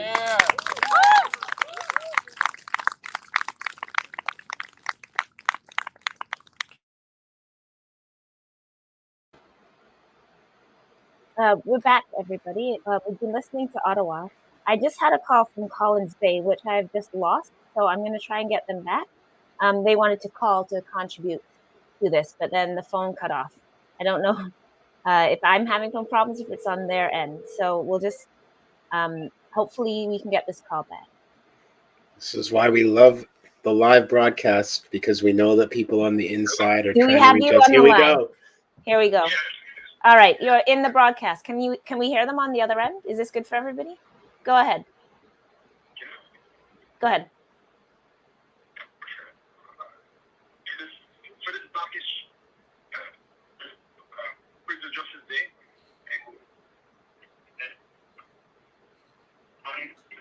Oh, promises that was made that are, you know. One sec, guys, you're breaking up. Can you start again? I'm not sure why you're breaking up, but we're not hearing you very well. Okay. Try again. You can hear me? Yes, now we can. You were breaking up before. Yeah, the underlying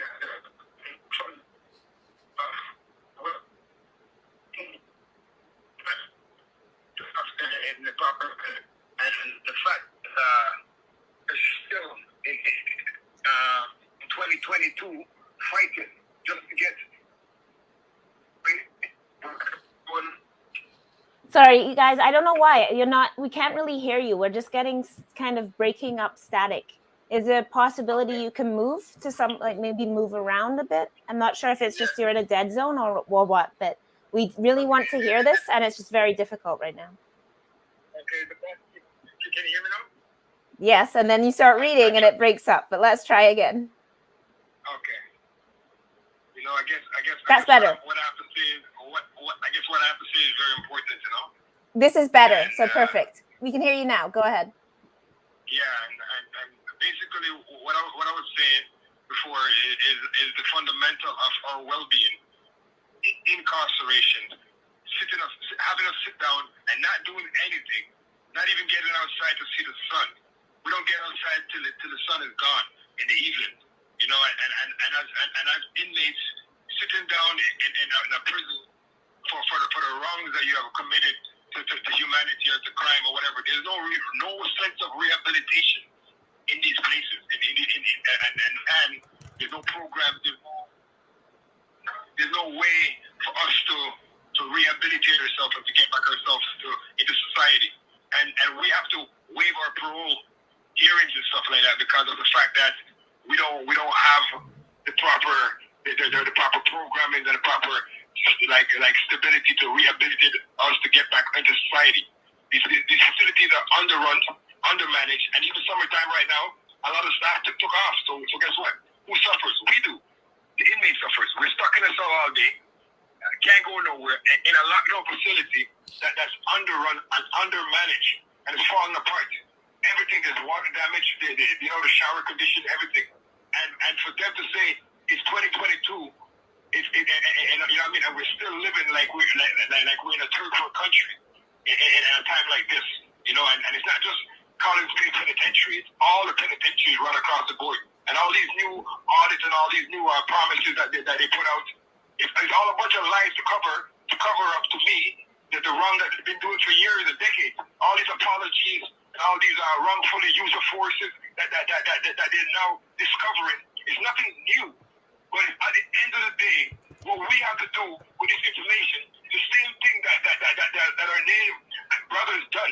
They brought it to the public. Right? It's the public that has to be accountable for what is going on. And if the public knows the condition in how the inmates are being housed and being kept, then this whole system would be interrupted, and it would be they have to reconsider, you know, how they house inmates and how they keep us when they house them in these penitentiaries. It's a breeding ground for suicidal rates, for danger, for everything. That's bad. It's nothing that's good. And a person, once you come to a prison for doing wrong, you're supposed to get the rehabilitation that you deserve to get back into society. Because every single person in this world deserves a second chance. Every single person in this world has a family. So at the end of the day, you take away one person, you're taking away them from their family. And to me, there's no justice in that. And the victim is not even getting compensated for the wrong that was committed to them. Because guess what? It's not the victim that gets to see the suffering or whatever the repercussion. Both parties suffers, and who benefits? Only the government and this thing called the Queen. You know what I mean? Because at the end of the day, on everybody's paperwork that's charged in the federal in the court system, it says Her Majesty, and she's all the way to wherever she's at, and making these big executive decisions. It is housing us, locking us up in a cage or in a can. You know, and it's hot. No ventilation system, no air ventilation system, no, and people are dying of heat. People are dying of starvation. You know, and at the end of the day, it's not about complaining, it's about reacting and finding the solutions. We can't keep every year in Prisoners' Justice Day, we shout out for the prisoners, and then it goes to the next year again. We have to make sure that at the end of the day, even you, L. Jones, and everyone that's on the line, I know you guys are working so hard, and I promise, and I made a pledge to myself, you know, my children, you know, that I will do whatever I can, you know, do whatever what God has placed in my heart and my spirit, inshallah, to make sure that, you know, the justice that we deserve and the justice that we need is actually issued out accordingly. Not just you know, because the fundamental base of the law was based on equality, was based on common law. So I don't know where we stray from this common law basis of dealing with people to now deal with them like we're cannibals. You know, like we have no future. You know, people come here, people lose their hair, people get stressed, people lose their teeth, dental problems. There's so much issues on top of issues, and all we're getting is apologies. We are getting the real repercussions. We're nothing. We are benefiting from coming to prison because you're supposed to benefit. Regardless if you did wrong, you're supposed to benefit by rehabilitation. You're supposed to get out and work better than how you came in. But how is it that we're getting out and we're worse than we came in? That's impossible. You know, and to me, the future is not about just them apologizing to us for all these wrongs that they've been doing and they've been doing. It's about them taking initiative and making sure that they could come up with a better system that works for every single individual that they serve, because we serve in a multicultural universe now. It's not like before. So at the end of the day, you got to deal with people on a fair basis. Give everybody a fair chance. In these neighborhoods, those are the prime example of a breeding ground. It's like a fishing. It's like, you know, they go fishing there and they bring them here to prison, to penitentiary. It's a breeding ground for penitentiary. But we need to give them better rehabilitation, better stability. You know what I mean? You can surround them with better role models. So to show them that there's people out there that really want to make a difference. You know, and then you know, create the mindset to want to make a difference. Thank you. We're all born not knowing nothing. We're all born not knowing nothing. So guess what? If the reason why the young people are acting the way they're acting is because who's the teacher? It's just TV, YouTube, and all these dumb crap. At the end of the day, there's a change that's coming to this universe, whether we like it or not. In 2.5 months, whether we like it or not, everybody's got to make a conscious decision who they serve and what they want to see for the universe. Because they're trying to destroy the planet at a rapid speed. And they realize that if they can't live with us, they got to destroy it. They got to destroy it. Because at the end of the day, it's a conquering. It goes back to ancient history. And if we know our history, we can know how to navigate through the future. You know, and our future is great. And our future is bold. And we just have to be conscious and moving forward. I'm not trying to overspeak or overtake my turn. I'm just trying to voice my opinion and my concern to what I see. No, this is. There's a lot of damage. This is great. That's in this place. Thank you for sharing. We do have to move in a minute because we're joining Ottawa, but is there anybody else there that wants to share before we move on to the next piece? 1 second. Oh, sorry, we're moving to Winnipeg. I'm sorry, we are leaving Ottawa, moving to Winnipeg. But go ahead. We have a couple of minutes, and then we do have to move to Winnipeg. But go ahead. You're in the broadcast.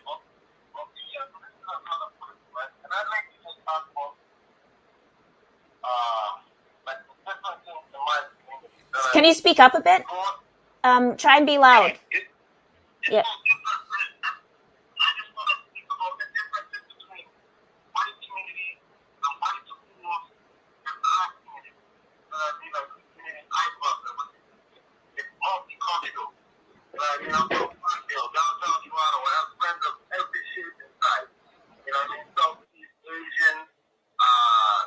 Caribbean, you know what I mean, South American, I got friends, Filipino, all kind of friends, you know what I mean? Mm-hmm.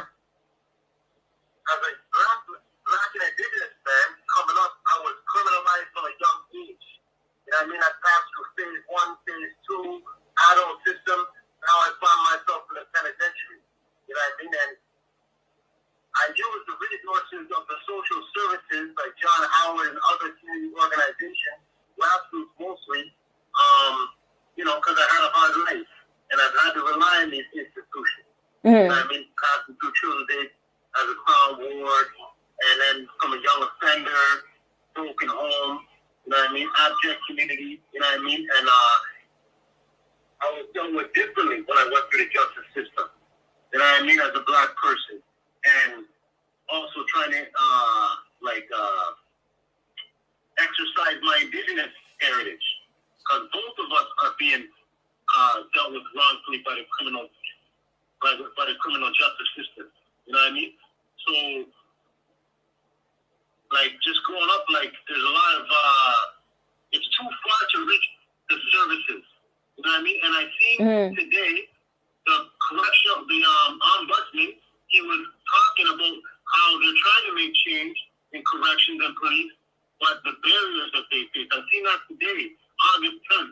You know what I mean? And I just want to shout out all the prisoners that passed away. You know what I mean? Killed by guards. It's still going on. The last one I heard was the guy that was either Newfoundland and Nova Scotia on the East Coast. You know what I mean? Solomon. You know what I mean? All the prisoners that have died in custody at the hands of our oppressors. And even before that, we're criminalized and we're segregated in these prisons that don't help us and ostracize us even further. And even when we go to jail, our whole life falls apart. You know what I mean? And then you have to, like, crime has already been conditioned in you. You know what I mean? So you go back to crime. Thank you for sharing that. We do have to go to Winnipeg. I'm sorry to cut you off. It's just yes. We are just joining them outside the Remand Center, so we do have to let you go. Thank you so much for joining us today. We honor all of you for your contributions to this. We're really glad to hear from you. But we are going to leave you. So say, Desmond, do you want to quickly say hello? I just want to say hello and shout out to everybody at College Bay. Thank you for making it.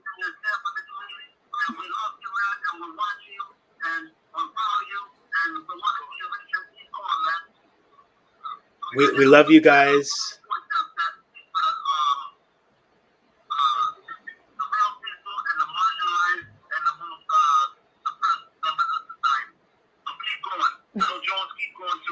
Thank you. We appreciate you. We love you guys. Thank you for making time for us. We're so happy we got your voices out here. The whole country could hear you this evening. Thank you so much. So we are going to go to Winnipeg, and we hope that we make contact later. So thank you, everybody from Collins Bay, for coming and speaking with us. And we are now going to leave Collins Bay and Ottawa and move to the next vigil. Yeah, and as we do that, man, it's just, this is why we love the live broadcast, because you don't know what's going to happen, and we're really grateful to get that call. We got to say that there's a broadcast happening now at CFRC, Prison Radio Broadcast. This is a special broadcast in remembrance of those who have died behind bars. And if you happen to be joining us this evening from the Kingston area, you can tune in live to listen to this special broadcast on CFRC Radio, which is 101.9 FM, or you can listen on CJAI at 92.1 FM. If you are not in the Kingston area and you would still like to listen to this broadcast, you can tune in online at cfrc.ca.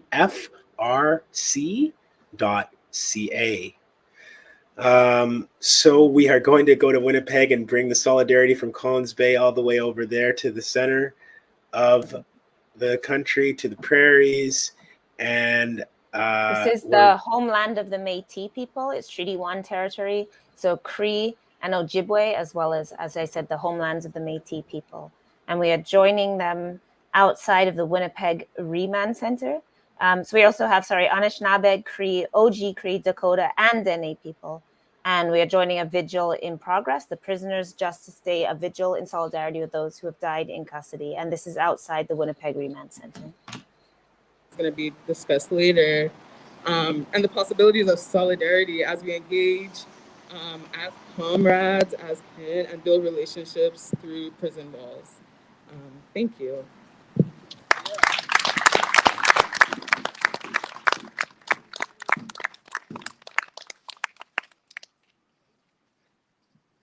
Thank you, Paseo.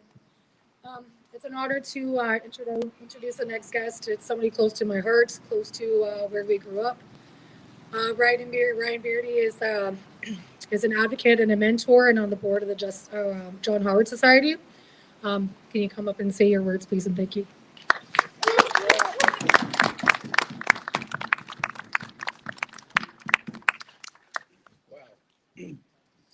Wow, lots of people here. It's great to see and so much shared so far. It's amazing, actually. I remember being in prison myself, and there wasn't this much energy like 5 years ago, 10 years ago, when you're hunger striking and you just hope that there's some sort of impact can be made. So I thank you all for coming out here tonight.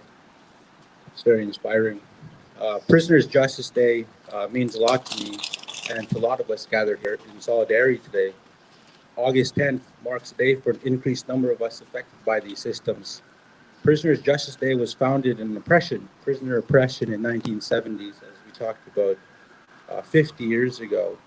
Unfortunately, we still fight against that oppression to this day.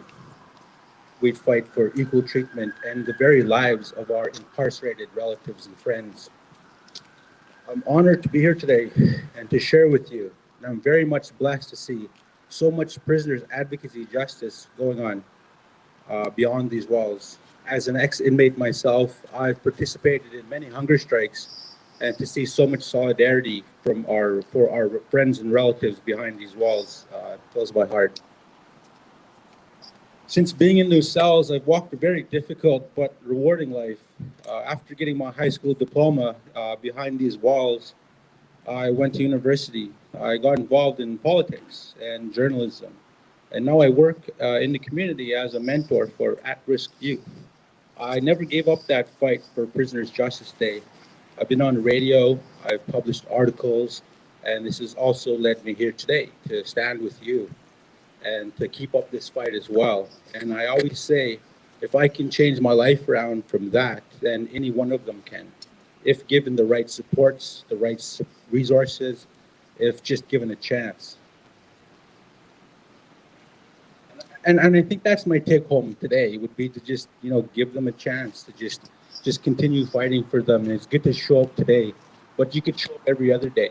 You could show up with advocating for lived experience voices. You could show up by the Pen Pal initiative. You could show up by just a simple donation. I don't know how far $20 goes out here, but I'll tell you, it's like $1 million in there, And we gather today not only in solidarity, unfortunately, but to lives lost, lives that sparked these conversations, lives lost in the 70s from brutal prisoner oppression, lives that dedicated to hunger strikes before us, lives lost behind bars, within cells, in police custody, during arrest. They are all injustices and all taken from us too soon. Heroes in the fight for equality, candles of humanity. I'd like to take some of my time right now to ask for a moment of silence to honor them.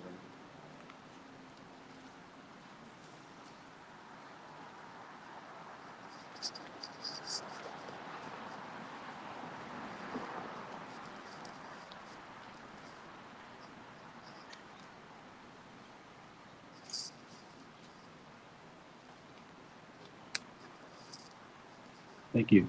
So what can we do?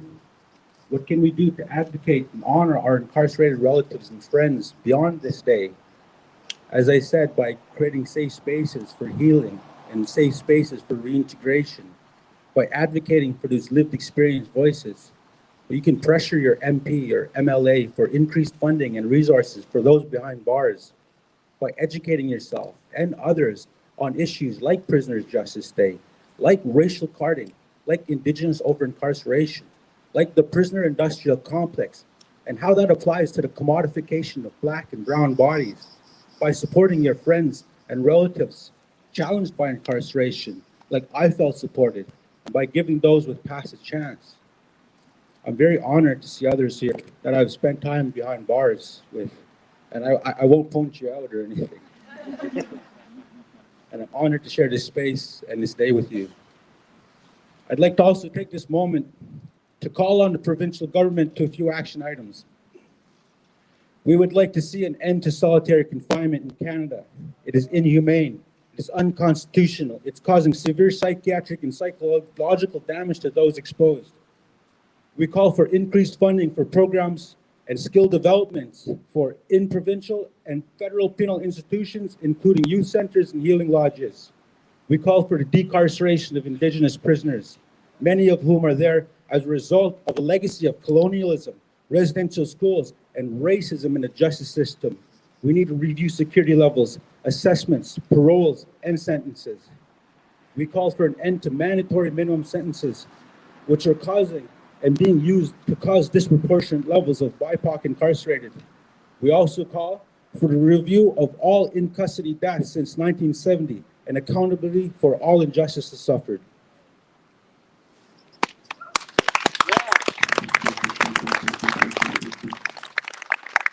Again, I'd like to thank you all for being here and sharing this day with me. Thank you.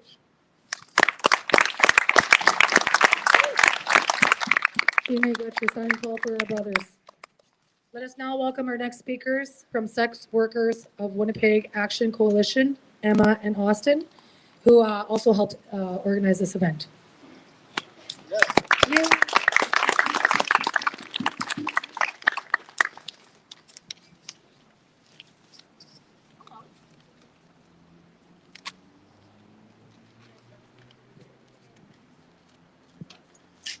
Hello, I'm Austin. I'm a sex worker, and I'm here with my colleague and my friend Emma, and we're a part of the Sex Workers of Winnipeg Action Coalition. So what I've personally found from being a cis white sex worker with privilege and reduced barriers is the harms I face do not always come from what people expect. They more often than not come from the stigma and forced interactions I have with police. One example of a forced, non-consensual interaction is a wellness check, where I've had the police book an appointment under the guise of being a client. I then had 3 plainclothes officers basically force their way into my condo and sit me down and ask invasive questions. I felt scared, I felt unsafe. I wasn't given a choice, nor did I ask for their help. That's an important part because I will touch on asking for their help later. They asked me to describe my tattoos so they could record them. When I asked them why, they said it was so they could identify my body if it was ever found. My dead body, that's all I heard.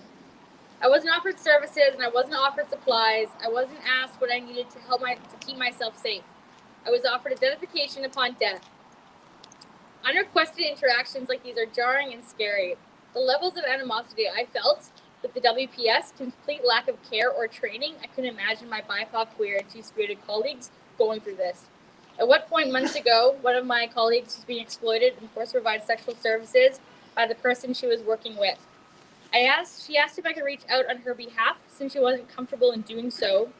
She was fearful about getting CFS involved. I emailed an officer in the counter-exploitation unit, and it took them 13 days, even after repeated check-ins with them, to put me in touch with an officer who offered to call me and discuss her options. She didn't proceed.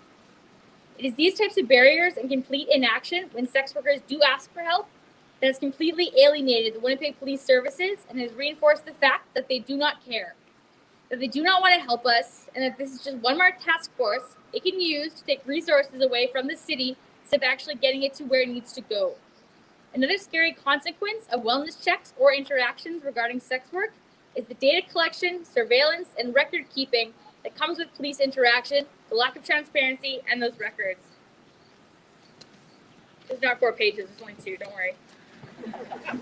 After pulling a FIPA request for my name, I found I had 2 records of prostitution showing that was completely unbeknownst to me. If what I'm doing is not illegal, then why is it being recorded? Will this record affect my credibility if I do need to go to the police due to an assault? Sex workers routinely have their professions used against them to explain away systemic violence we face. Exit sex work now or expect to face violence is used to normalize any assault we encounter. Records of prostitution have been used to discredit victims involved in sex work here in Winnipeg.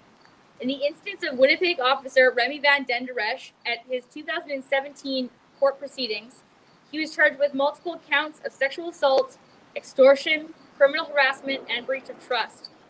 His 4 victims, one who was deceased by the time of the hearings, were drilled repeatedly about their occupation, past and present drug use, to the point of them shutting down on the stand and stating they wished they could still use so they could forget. The justice system completely invalidated them and their humanity. It is these exact actions that show police do not care about me or my colleagues and have no other goal than to entrap us by criminalizing our money, our jobs, and our clients. We protect us.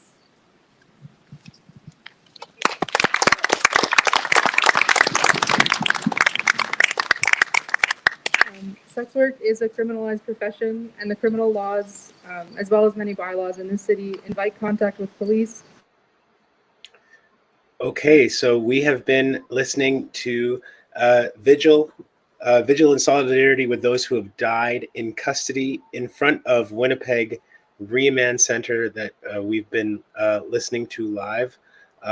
We really appreciate everybody there for their contributions. And I want to say, as far as Winnipeg is concerned, that we should always keep in mind that in the province of Manitoba, 75% of adults who are admitted into custody are Indigenous.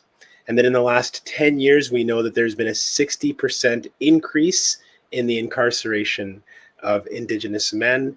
This was something that was noted by the Southern Chiefs organization earlier this year when they learned of the death of James Flatfoot.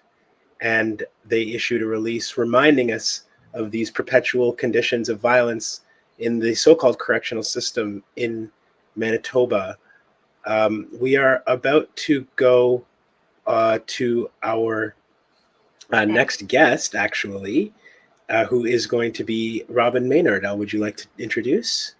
Yes, and I'd also like to say that I believe that as we move from Vigil to Vigil, I believe there's longer content that people can find on some channels after this. So if you are into listening to some of the speeches, I believe those will be available on various channels after. But we are now joined by Robin Maynard. She's an author and scholar based in Toronto, where she holds the position of assistant professor in Black feminisms at University of Toronto Scarborough campus.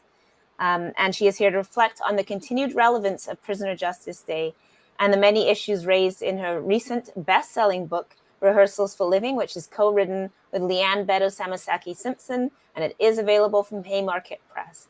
Welcome to the broadcast, Robin. Hi, Elle. Hey, Desmond. It's really great to see you both today. You too. Thanks for all the work that you're doing holding this really beautiful event together. So in your book, Rehearsals for Living, both of you speak quite extensively about the many different interconnected struggles. There's quite a lot in that book about environmental struggles, struggles for migrants. You speak about the twin catastrophes of 1492 that is still playing their way out. So could you maybe speak about how Prisoner Justice Day connects to various other struggles that we're experiencing on Turtle Island?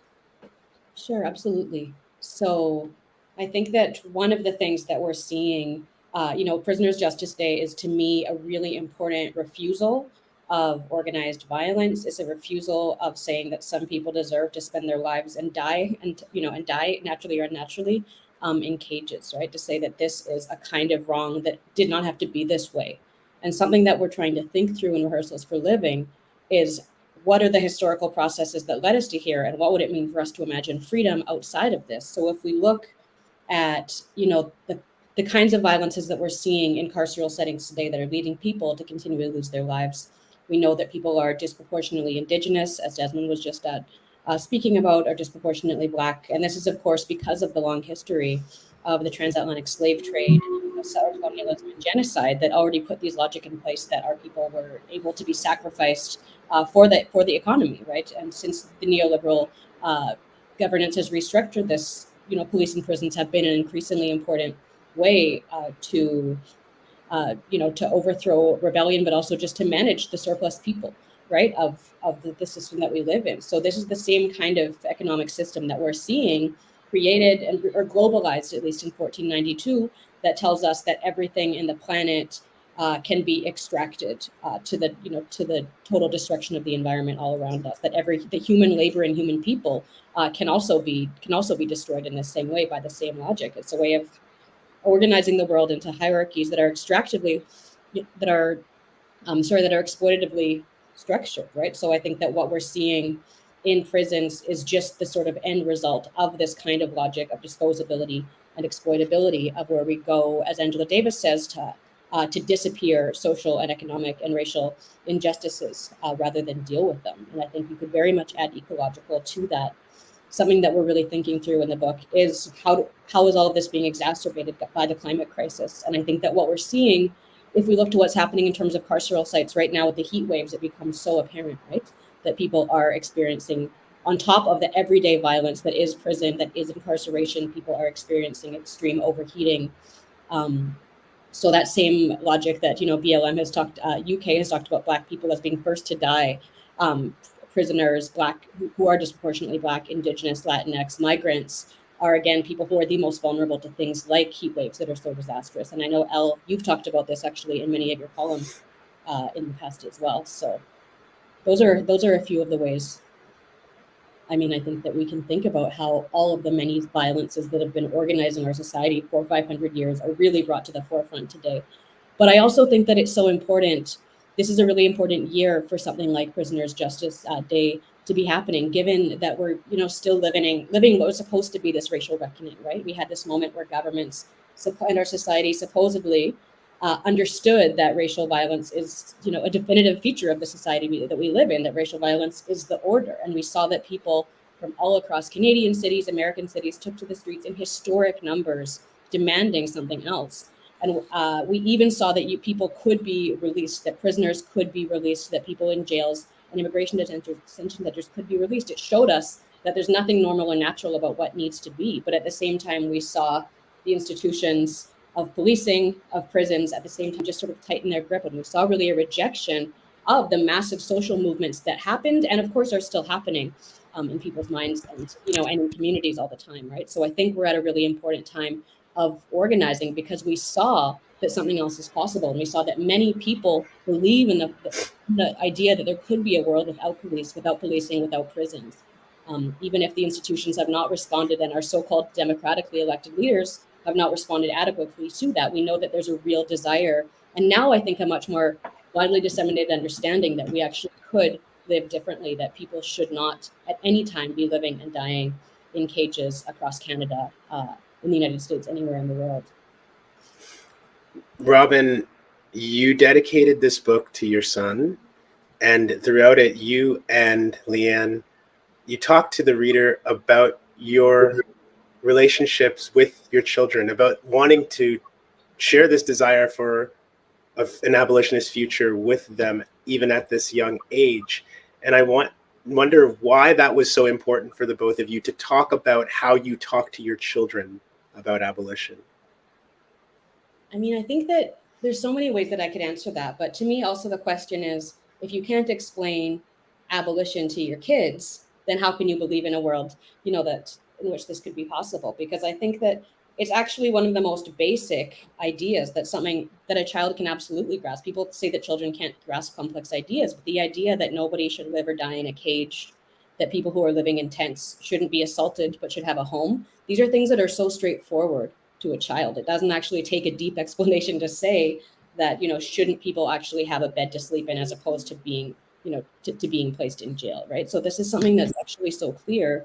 And so it's really important that we're able to have these kinds of conversations with young people in our lives and to teach them, I think, these humans that we love so much more than anybody, what it means to actually share love in the world outside of a family, right? What does it mean to be loving within a community setting? What does it mean to be loving within a society? that means that we don't dispose of people. That means that we don't put people in cages. That means we don't think that the people who are living in, our neighbors' intents deserve to be in a carceral setting, right? So you can extend that love that you have between you and your child, and as you teach them about what it means to be a good person and what it means to be a loving person, to me that is essentially, it demands of it that we give them an abolitionist education, and that we don't temper their imaginations to believe that the only possible future for significant portions of Black and Indigenous people should actually be, surveillance and punishment and, time spent in carceral settings, that we can dream something else for ourselves, for our communities,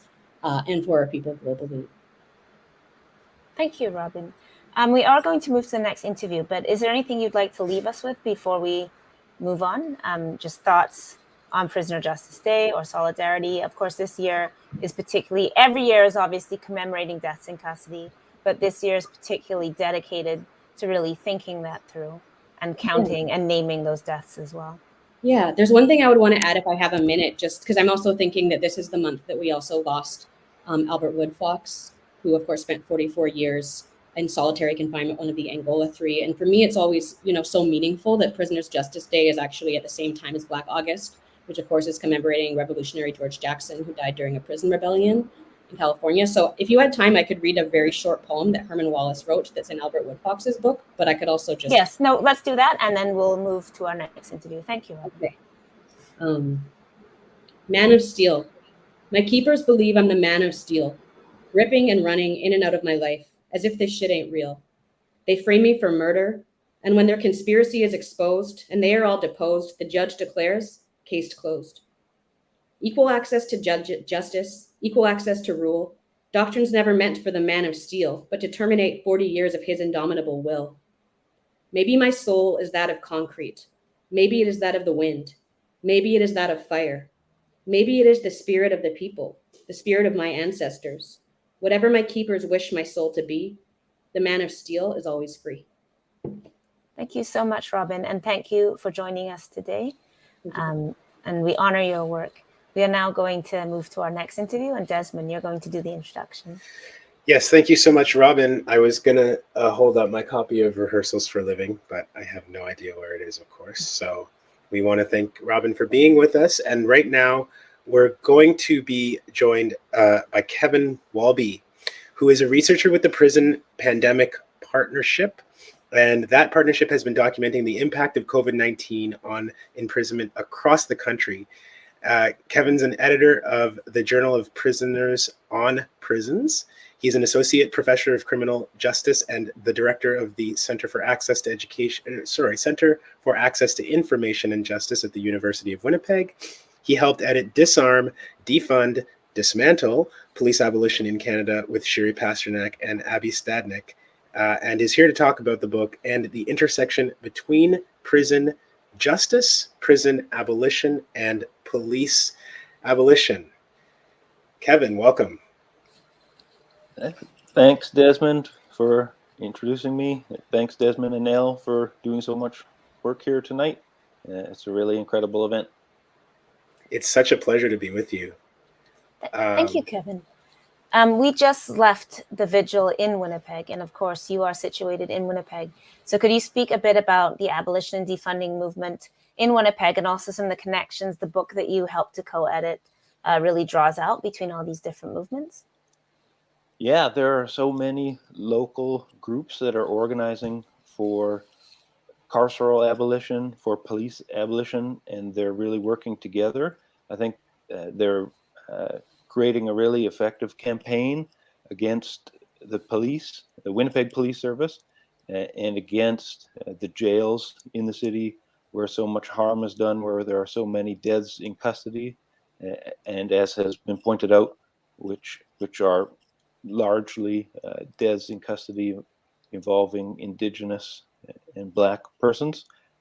So I think the work that the local movement groups are doing is really inspiring. And I think of the movement groups that are doing this kind of work, like Winnipeg Police Cause Harm, and there's a whole bunch of others. I think that they are real teachers, they're real educators.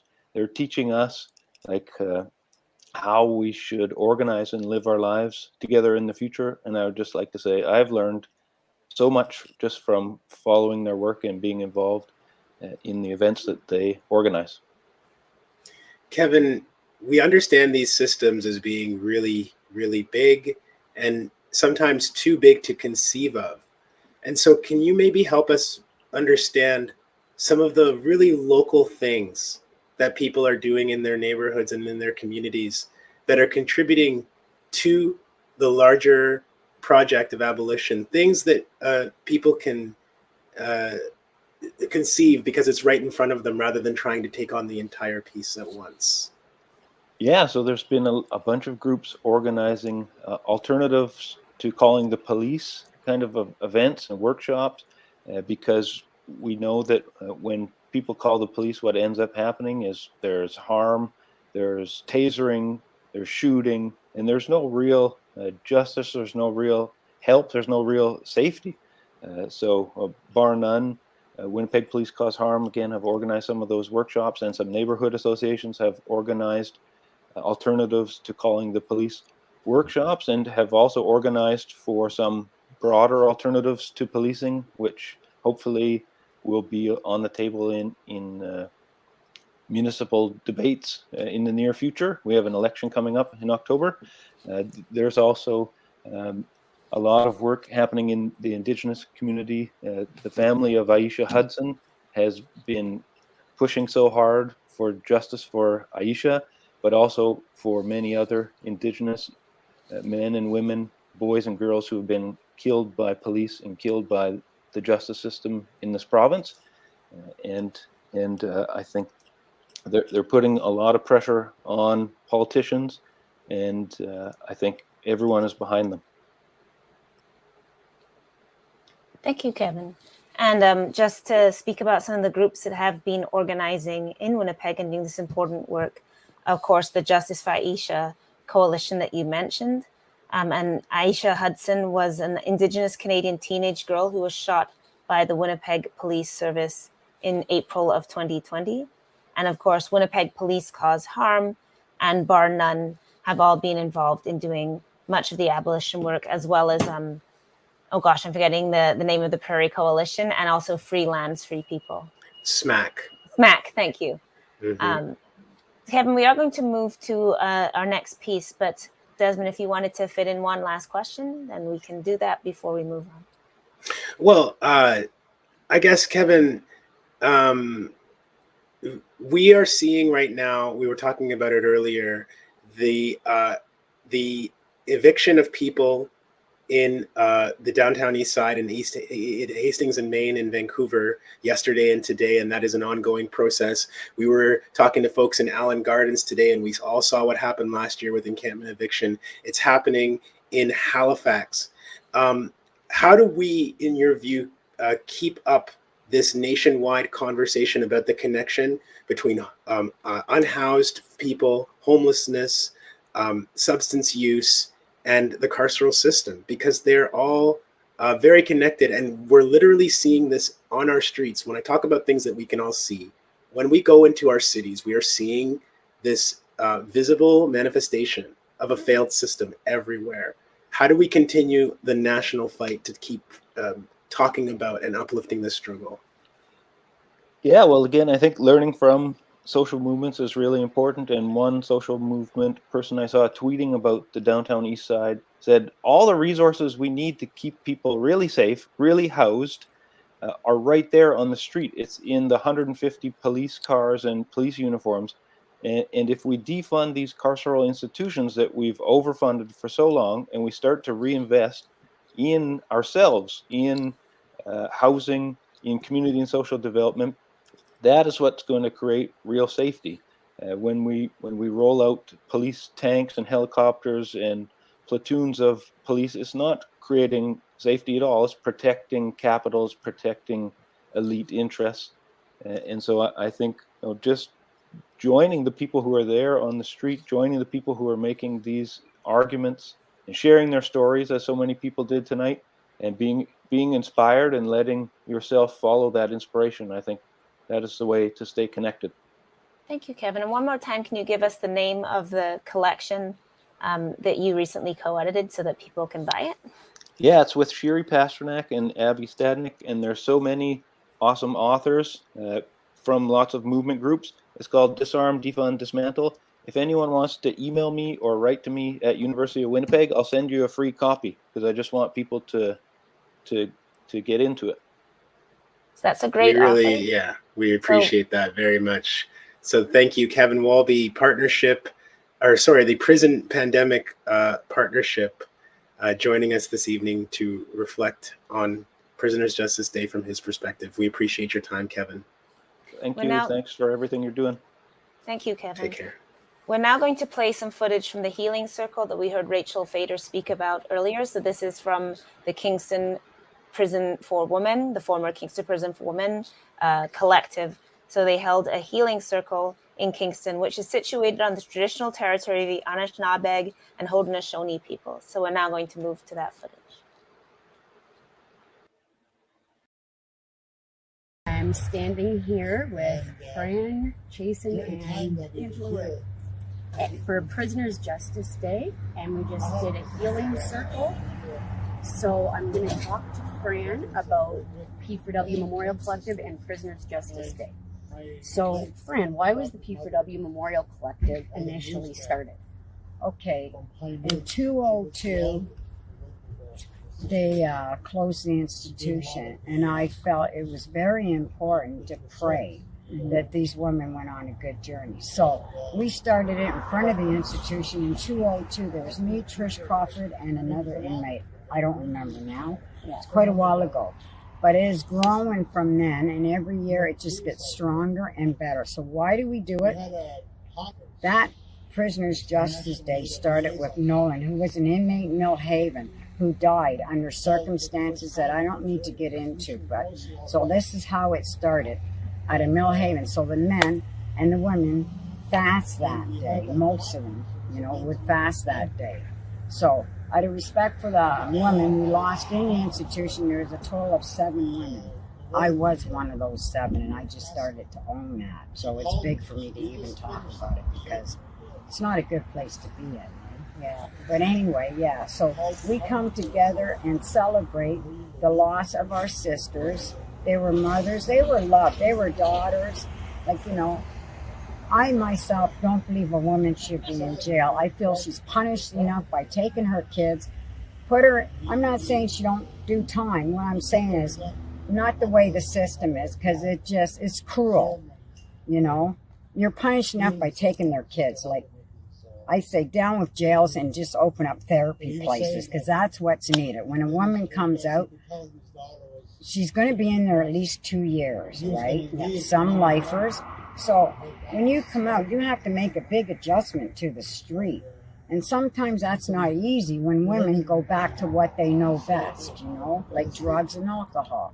So, getting out being in there is one thing, but getting out and staying out is the issue, and it takes a lot to come together to help an inmate to stay on the street, And I got out in '89, and I'm pretty proud of myself that I did not go back. I did 18 years, and I'll tell you, it's been 30, and I'll tell you, just coming here is a memory that carries me for 2 weeks. All these things keep flashing in my head, but they're okay because they're just memories. I'm not living that life anymore, and that's how I'm able to separate myself.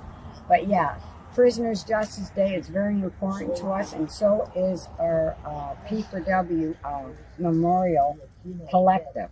Now, where we're at with that is we do have the garden. We have the land to put the garden in, which is great for right now because it's good for 5 years. But once this seniors community signature moves in here, that's who we have to deal with after the 5 years. You understand? We have to get them on board. So that's probably where we're sitting right now. And also, we'd like to have a memorial place where we can put the women's artwork and, it's education, right? And for some, and it's to remember them in a good way. Like I say, they were all loved by somebody, And it's really heart feeling when you come here and you see all your friends. It's a terrible thing to say, but it's like a funeral. You'll run into everybody you haven't seen in a couple of years, right? Yeah. So basically, it's a great group of women that work together to make this happen, this possible. And a big shout out to the community and Elizabeth Fry, because they sure help us any way they can, in more ways than one. And Kim Pate, she's been a savior inside. I can't say enough about Kim Pate. She's amazing, yeah. Yeah, totally. Yeah. And not just Kim Pate, there's also a lot of other volunteers that have come through to help us. And you know, that's something that was very important to us inside. When I went in 73. We were not allowed no medicines in there at that given time. But we managed to get a couple of things in. I have a feather from 73 from Bobby Woods, who was from North Dakota. I'm sure he's passed on now, but anyway, he gifted us the feather and a drum. The drum never got through, the feather did. But yeah, it's things like that that I hang on to that are very sacred to me. The only time I ever bring that feather out is only Prisoners' Justice Day, and I allow it to share it with the women in the circle because I think it's important, you know. And like I say, it's a heavy day. Like, you know, for some people, it's different things for different people, you know. But when you live this experience, it's like you're reliving it again. But you got to be able to separate yourself from all that stuff, eh? Because, you know, you can't run away from it, and you don't get over it, but you get through it. Yes. And that's the best way I can explain it, eh? Yes, and it's important for the community and the public to know. Understand. Yes. Just to understand. We're not asking the community to come and do time or do our time for us. All we want is them to understand where we're coming from and why we do the things we do. Yes.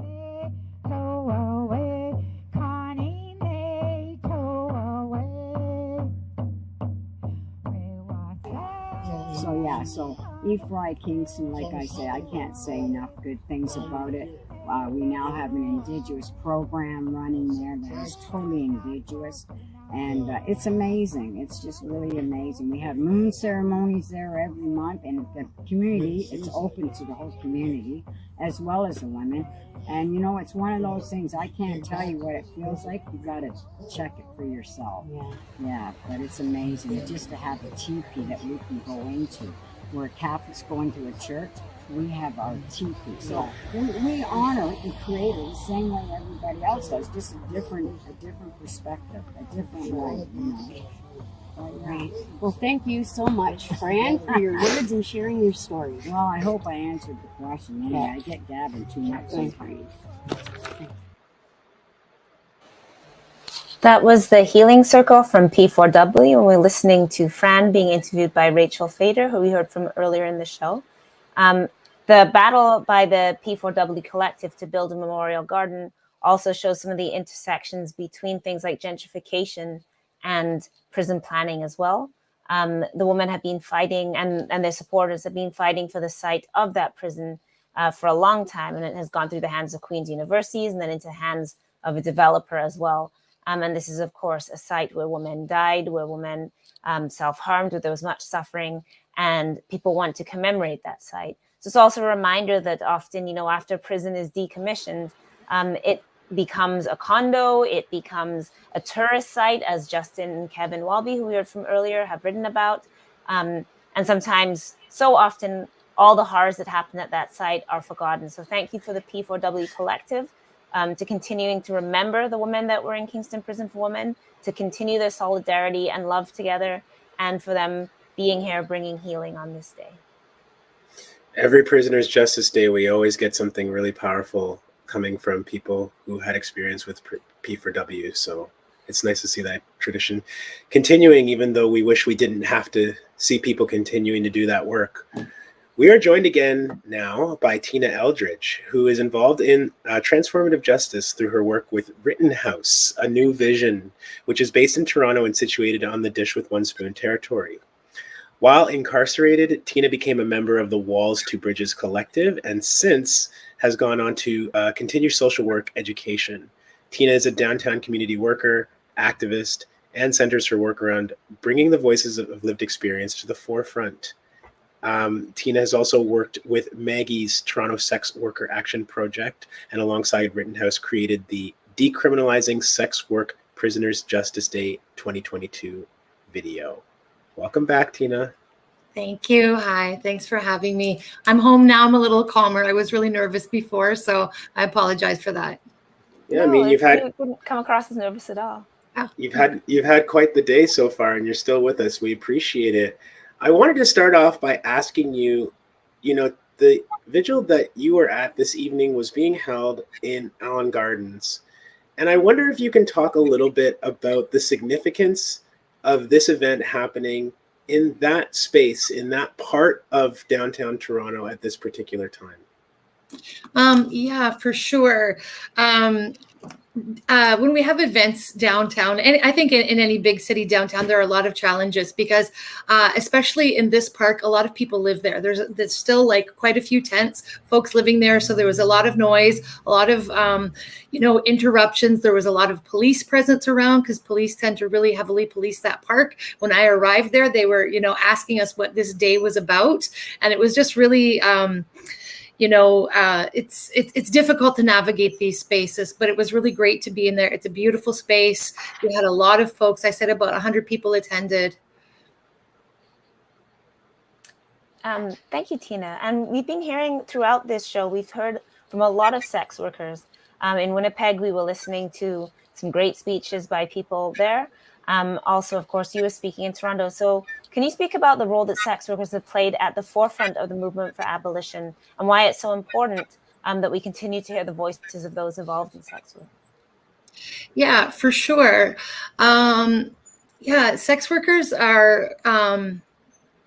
Sorry, I'm reading the notes. Sex workers are a huge part of the abolition movement. A lot of folks come to sex work. I see sex work actually as a way often to resist capitalism. So we then come to this movement and we want to, I'm flustered. I'm sorry. I'm really nervous. No, don't be nervous at all. You're doing wonderfully. And this is all family. This broadcast is all for people who are in love and solidarity together. So just say what you want, whatever you want, say it. Okay. Well, as sex workers, we disproportionately face criminalization as well as police harassment. So I think that's why we're so involved in the movement, because we're so in it and we experience police, especially when we're doing street sex work. They're out there and they're in our lives. We're interacting with them. There's so much abuse that we experience from police and by police that I think that's what kind of brings us to this movement, and it makes us really passionate about the abolition movement. Mm-hmm. We saw, Tina, a case just recently in Nova Scotia where a Nova Scotia sex worker decided to go to small claims court over the issue of non-payment.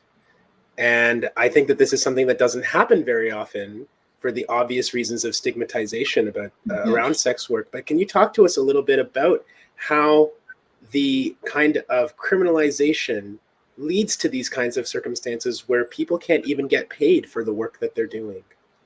Mm-hmm.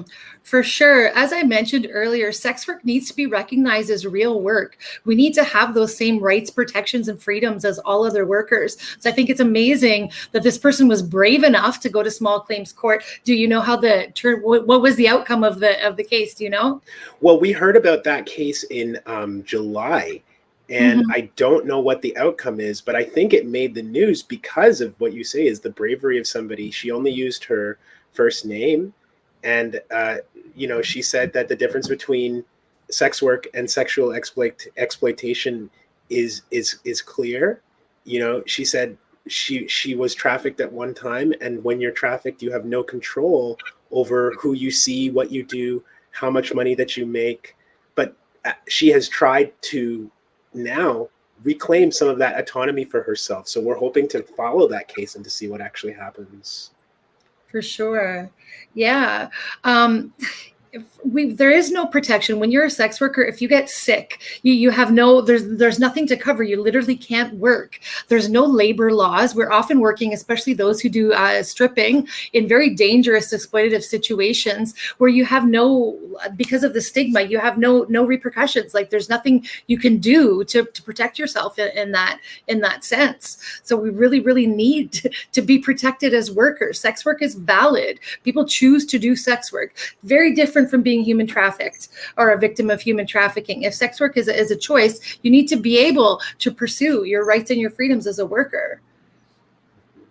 We are going to move to our next interview, but before you go, could you tell us a bit about the Decriminalizing Sex Work Prisoners Justice Day 2022 video?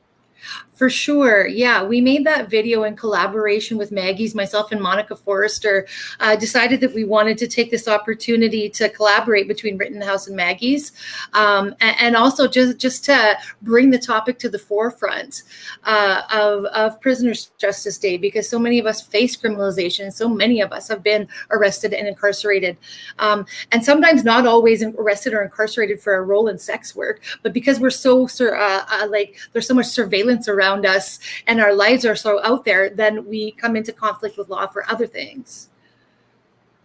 Thank you. Thank you so much for being with us, Tina. We really honor your contributions today, and thank you for doing double duty today. It was double duty. Thank you so much for doing this, folks. I really appreciate it. Thank you. Have a good evening, Tina. Bye. We're now going to be joined by Megan Linton, who is a survivor of psychiatric incarceration, a writer, a researcher, and creator of Invisible Institutions, which is a documentary podcast exploring the past and present of disability incarceration for people labeled with intellectual and developmental disabilities in Canada. Megan is a doctoral student in sociology at Carleton University, which is located on unceded and unsurrendered Algonquin Anishinaabe territory. Welcome, Megan. Thanks for having me. Could you maybe begin by explaining the intersections of disability, incarceration, criminalization, and then abolition for us? Yeah, for sure. So disability incarceration has been intertwined with the prison system since their violent inception through settler colonialism. Through this, institutions for disabled people and prisons have expanded and taken many new forms and outlooks. Today, together, prisons and institutions for disabled people, like psychiatric hospitals, group homes, and state institutions, are sites of murderous state violence. This violence takes many different forms, like debilitation and murder, often called suicide, caused by the torture of solitary confinement in psychiatric institutions, prisons, and nursing homes. We see also what scholar Liat Ben-Moshe calls carceral ableism, which is the way that the prison and psychiatric and institutional system expand to rationalize the confinement of disabled people. So institutions in Canada started in like the 1870s and grew right alongside the prison system.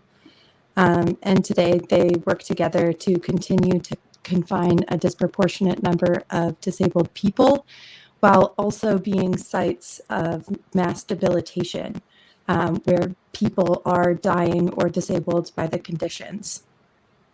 Right now, we see this particularly in the expansion of medical assistance in dying, where this is being used as a line of expanding state death and state murder to kill disabled people behind bars and in nursing homes instead of offering them the possibility of freedom or community-based supports. Thank you so much. Can we get you to maybe check the connection on your mic, because you're saying such brilliant stuff and we're getting a bit of static. So it is possible that it may be where your mic connects to your computer. Don't panic, it's okay. We can hear you. We just want to hear you in your fullest form. Yeah, for sure. Oh no, we still have a bit of static. I'm not sure what we're getting, but we'll keep going. And to everybody listening, this is obviously a very communal broadcast. People are doing their best with the resources we have. So hopefully you just can hear through what people are saying. Is this a bit better? No, I'm sorry. It's okay though. It's okay though. Don't worry about it. We can hear everything you're saying, Megan. Yeah. There's Okay. just a little bit of static. I wanted to ask you, what is it that makes certain institutions more invisible? You mentioned nursing homes, psychiatric wards and hospitals. Why are we know that in general carceral systems are more invisible to the public, but what is it about these specific places that are even more removed from public scrutiny and oversight? Yeah, so I think one of the really effective tools of carceral ableism is the ability for institutions to adapt, to change, to reform. And as a result, this means that they become smaller, they become privatized, they become much more under the radar and unable to be considered even in government data. We haven't seen a collection or a count of people in prisons or in institutions for disabled people in 50 years. And we still really don't have any consistent numbers about how many people have died behind bars through COVID and even before. And so, of course, like this is a really important tool of the state that we see in lots of institutions, whether it's the mass graves outside of residential schools or outside of the Huronia Regional Center. These obfuscate the really violent harms of these institutions. And then they change their names, they change their addresses, they change their shapes, and are still considered and still inflicting the same levels of harm. And so we see like houses on streets that still have isolation rooms that can be used to hold people in 4-point restraints. And so they are disappeared from our consciousness and also from our cities. Like so many cities don't have disabled people within them because they're confined and institutionalized elsewhere. And so I think it's really important that we recognize the specific different locales of confinement and incarceration in order to hold them accountable, because these institutions can change their names. They can call themselves places for healing or treatment or recovery. But at the end of the day, they exist to confine and eventually kill disabled people. Thank you, Megan. Can you tell us a little bit about your documentary, Invisible Institutions? Yeah, so the project is a partnership with People First of Canada and Inclusion Canada, and is led by disabled people and people particularly with the label of intellectual and developmental disabilities. It's an 8-part series that goes through at each episode a different province and a different site of incarceration. So we move from the really large-scale institutions with hundreds or even thousands of people that still exist in many, many provinces, to all the way into psychiatric wards, prisons, nursing homes, group homes, and through some of the really, really significant harms that these institutions have inflicted over the years. Thank you. And sorry, one last short question to send you away before we move to our next interview. Just very briefly, can you tell people what is disability justice and why they should be in solidarity with this movement? Yeah, disability justice is a radical anti-capitalist, anti-colonial politic that seeks to build a world with interdependence, community, and where all bodies, minds, and experiences are valued, supported, and cherished. And I think together, disability justice and abolition can work towards removing so many of the violent harms of our current realities and building beautiful abolition futures. Thank you. That was beautiful. Thank you so much for joining us, Megan. Thanks for having me. Have a great evening. Thank you. Thanks. We're going to move on now to a recorded No, sorry, video? Desmond, we are not moving on to a recorded video. We are going to actually move on to an interview.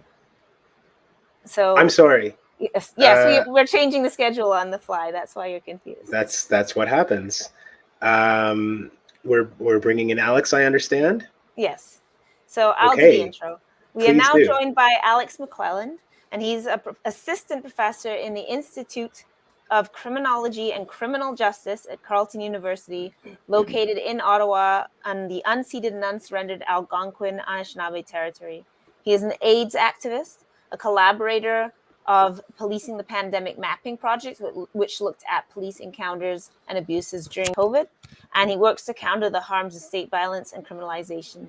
And today he's here to talk about the new Tracking Injustice, Law Enforcement Data and Transparency Project, which is documenting police and prison deaths. And this is funded by a SHIRK Partnership Development Grant.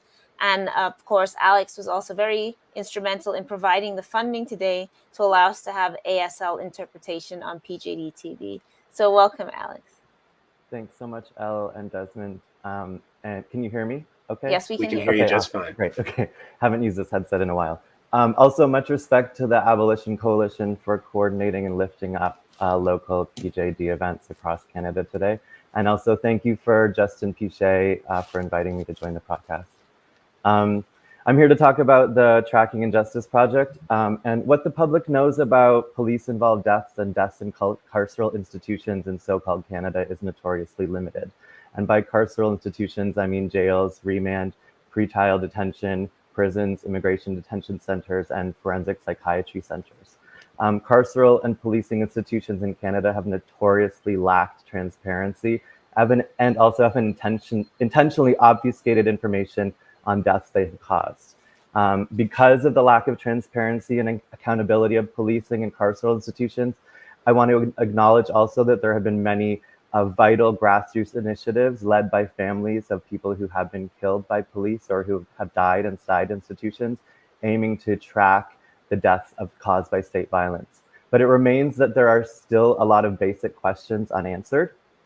And countries like the United Kingdom and Australia provide every year comprehensive government mandate, or there are comprehensive government mandated bodies who are tasked with publicly reporting all police-involved deaths or deaths in custody, providing analysis and context each year. And in Canada, we don't have such a body.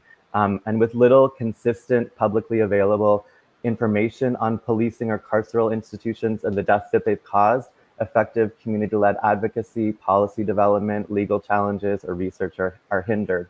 And so our partnership is aiming to start tracking deaths in a more comprehensive way to help inform calls for racial and anti-colonial justice, to help call for accountability to prevent loss of life and holding state violence to account in support for calls of transformation and abolition. And so our ultimate goal is to ensure that there is a sustainable, Canada-wide, rigorous civil society and community-governed database that includes all police involved in carceral deaths since the year 2000, that is publicly online, accessible, searchable, and is trauma-informed and regularly updated. And we'll also be providing analysis, such as doing quantitative analysis on comparisons across provinces, municipalities, and by factors including racism, gender identity, if the person was in crisis or labeled with a mental health diagnosis, or if substance use was at play. Also looking at what police force is involved, or what carceral institution involved, and what type of force was involved. And no, thank you for that. It's quite the undertaking and a really needed one, Alex, a needed intervention. But like, as somebody who has tried to sometimes collect this information myself and is just basically left to my own devices, as many of us are, in trying to find what's available out there and cobble it together, is there any federal oversight or institutions that are supposed to be looking at these things? We're notoriously bad at this in Canada. I feel like it's on purpose, but are there actually somebody above CSC or somebody overseeing policing that should be collecting this information and isn't? Currently in Canada, no. So like in Australia, there is an Institute of Criminology tasked through a task force that looked into Indigenous deaths in custody with encouraging police and carceral institutions to report deaths each year, and they produce a report. So there's a system in place where there's a centralized reporting mechanism, and there is nothing like that in Canada. So our initiative is basing our data or on currently like media reports, and then following those up by verifying them. So we have a team of wonderful research assistants who look into SIU reports and look into press releases, any other information. And one of the things we're going to be doing with the funding we received is launching a series of access to information requests, looking at coroner's reports, and also verifying those with other accounts that we have out there. We also are going to include a feedback mechanism for communities to engage with the data. We'll be doing a series of consultations with various different communities and looking at ways that we can kind of verify community accounts and also acknowledge that official records of deaths may miss really vital and important information. So like police-involved deaths where we'll typically record someone's name and gender based on what's on their ID. Their race will be identified visually. And so we know that there's lots of gaps in what data is recorded and how data is recorded, or if it is even recorded. And so our partnership brings together a whole range of different organizations to help kind of verify, figure out ethical ways forward that are relevant to communities. And so I should shout out who we are. I'm just one member of a large team of the Tracking Injustice team, and we're an interdisciplinary data justice partnership collecting data to inform calls for justice. We're composed of criminologists, community-based research and organizers, and computer and data scientists. So from the Center for Research and Innovation for Black Survivors of Homicide Victims, Aboriginal Legal Services of Toronto, the Canadian Civil Liberties Association, the Empowerment Council, Justice Trans, Maggie's Toronto Sex Work Action Project, the Ethics and Technology Lab at Queen's University, Women's Health and Women's Hands, a Community Health Center, and Toronto Metropolitan University Department of Criminology, and also, of course, the Institute of Criminology and Criminal Justice at Carleton University, where I'm situated. And we will be expanding our partnership. We're an open partnership. We're looking to engage with people. I welcome people to contact me at Carleton University to help plug into the work that we're doing. We want to ensure that we are relevant to community needs and engaging with communities who are most impacted by carceral and police-involved deaths to make sure that we're moving forward in ethical and relevant ways. And so that's a little bit of our partnership. We will be launching our initial iteration of our website later this year, which will only be focused right now on police-involved deaths where intentional force was used. And what I can tell you, and we'll be expanding over the next 2 years to document or collect data on all carceral deaths that we can find since the year 2000. And I can tell you now that last year was the deadliest year on record that we know of in relation to police use of force, with 57 people killed. That's up from 52 people killed in the year 2000. And that shooting deaths are on the rise. We know that also the RCMP is responsible for the most deaths since the year 2000, with 179 people killed in interactions with the RCMP since that year. 64 people have died in interactions with Toronto Police Services since the year 2000. And firearms account for over 70% of deaths, with a large portion of people being unarmed in interactions with police. And so this work is also challenging and hard and emotional. And one of the things we're working with the CRIB, with the Center for Research Innovation on Black Survivors of Homicide Victims, we're working to ensure that the approach to the ways we frame the data will be trauma-informed and guided by community needs. So that's something we're working on and open to interaction and engagement with. And we'll be reaching out to communities to engage with them to talk about this data and how to frame it. We're working with, for example, Justice Trans and Maggie's to understand how trans people and sex workers are represented in police-involved in carceral deaths. And yeah, so we look forward to engaging with communities and launching the project later this year.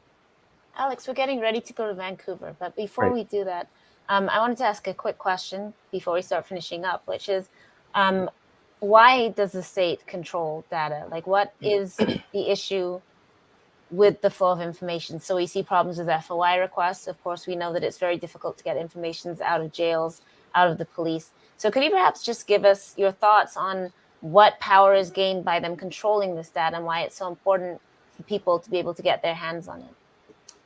Yeah, I mean, they intentionally control access to this data to ensure that they aren't accountable for what happens in these institutions. They don't want people to research this stuff because it will hold them to account and can hinder them continuing their violence. And so I think we need to chip away at that, call for greater transparency, and make as much data centralized and publicly available as possible in order to kind of call for greater transparency and accountability and move forward calls for abolition. Thank you so much, Alex, and thank you for joining us. And as you leave the broadcast, I am also going to be leaving, and I'm going to say a little bit about why. I mentioned I was here in the UK, and the second I touched down, I began having extreme dental and jaw pain. Unlike people who are migrants in Canada, I was able to access emergency care here in the UK without citizenship, which was completely free. So we know that that is actually possible. Whereas in Canada, if you do not have status, if your status has been stripped for you on a deportation proceeding or a migrant worker or any of the other circumstances that leave people without health care, then you are not able to access the kind of basic health care that I could walk into in another country. So it's very important for us to remember that these health access issues exist for so many people in Canada, even as we tout ourselves globally as a country that has such, great socialized healthcare, as we like to say. And that is also, of course, true for people in prisons. Health complaints are now by far the leading complaints coming to anyone who runs a complaint line, the OCI investigator. Wherever there's investigation into prison complaints, health complaints have absolutely exploded. And of course, that includes dental complaints. And I can tell you, and anybody else who's listening knows this, that the pain that you experience when you're having dental is just beyond everything. Nothing touches it. No drugs touch it. I couldn't lay down. I couldn't sleep. Nothing. And again, people in prison experience this without access to even basic painkillers such as ibuprofen, never mind the extremely heavy painkillers and antibiotics I'm currently on, which is why I'm actually going to dip out of the broadcast because, it's quite difficult to keep going under these circumstances. But I want us to remember that for so many people sitting in prisons who do not have access to adequate dental care, many people also have lived on the streets and have other health conditions that pre-exist that make dental care specifically vulnerable. We have people, of course, leaving prisons with missing teeth. That's a huge sign of stigma as well in society. We know that when you don't have access to dental care, whether that's because you live on a reserve or you live in poverty or you live on the streets, or you live, whatever your circumstance is, it becomes a social marker of the fact that, you are not one of the in class, like you can't afford this dental care. And it's a marker right in your mouth. And of course, this is happening to people in prisons and jails all over where they simply cannot access this basic care. So as I leave the broadcast, I just wanted to say that we remember that today. And I'm grateful for the privilege I have had to, get drugs that will help get me through the next few days until I can see a dentist. So thank you, everybody. I've been honored to join you all. Thank you, Desmond. And I don't know if Justin's going to be stepping in for the rest of the broadcast. Thank you so much. I think I'm gonna fly solo for a little bit. But Al, you've been digging through the pain. It's 2 a.m. where you are now? It is, yes. So you have more than earned a little bit of rest. We are so, so, so grateful for you. Get well, rest up, and get home safe to us, okay? And thank you so much to The Breach for supporting this broadcast. You can catch me on The Breach Show, which will be resuming our run in September. And thank you so much also to our interpreters, Andrea, I hope it is, or Angela, I'm sorry, I can't see the notes, and Alicia. It is 2 A's. I'm very sorry to have your names wrong, so you can correct me. But thank you so much, and I'm going to go now. So thank you, everybody. Love you, sis. Bye. And as we continue here, we're going to do, I see that Vancouver looks like they're ready for us. Let me just take a minute here because we had a shout out from folks at Collins Bay earlier that were able to get on and speak to us. And I know that there were also some messages coming out of Beaver Creek And I just wanted to shout out folks at Beaver Creek. Every institution in our country is plagued by the same kinds of issues. Among them, the kinds of healthcare issues that Al was just talking about. There's somebody named Gary Gurrell, who is 59 years old and is one of several people who is part of a lawsuit right now against the federal government. They're suing for $12 million based on the lack of healthcare that they received. Gary was at Beaver Creek. There are a lot of people at Beaver Creek who are dealing with a lot of serious neglect issues, as people are across the country. Just wanted to give a quick shout out and send love to all of you out there. And now it looks like we are ready to go. Let's do. Shall we do Vancouver? Can I just get an affirmative that we're going to go there? And okay, no, we're going to actually talk about the Prison Justice Day release camp in Ottawa. And this is a really interesting initiative that's been planned out of Ottawa, where people are providing support, care packages to newly released people and their loved ones. And this has happened because of the obvious need of people who are released. We heard actually when we were talking to the folks earlier at Collins Bay that people are getting out and there's no programming. There's no programming inside, and then there's no support for people once they are released. And so people who are being released from Ottawa Carleton Detention Center are facing this situation. And our comrades Aisha Ben Salman and Serene Kabir of the Jail Accountability and Information Hotline, as well as Nora Aust, the mother of Anthony Aust, who was imprisoned at the Ottawa jail and was released and then died during an Ottawa police raid on their home. They are organizing and putting together this Prison Justice Day release camp to provide this kind of support for people who are getting out of Ottawa Carleton Detention Center who really need it. So we want to give you a quick glimpse into that right now. So please take in this video, and then hopefully we'll be back with some coverage from Vancouver. Was placed in a jail cell where he died 10 days later. My son had a mental illness. My son was schizophrenic. He received no help. What help are they getting in jail? There are no helps for the people in jail. No support systems. The guards have a half-a-day training in mental health, and we expect them to be able to deal with mentally ill patients. How is that possible? I've had 31 years of dealing with mentally ill people. My son, who is now dead. The police at the jail cells, the guards, did not even follow their own protocol. They left my son alone 4 times. Shame. The noose. Shame. They knew my son was making a noose, and they left him alone 4 times. The 4th time they went to check on him, my son was dead. Why did it take my son to die? Why did Cass Geddes have to die 2 months later? Shame. Shame. Why is Anthony Aust dead? Why is Regis Paquette dead? Why? All at the hands of police and prison guards. We cannot expect prison guards to treat our mentally ill children. There needs to be somewhere for the mentally ill to go. As it stands now, they want to spend $500 million on a new jail. Why not put that $500 million into mental health to help people before they end up in jail? Help people while they're in jail. They are still human beings, and we should treat them as such. We treat animals better than we treat our inmates in our prisons.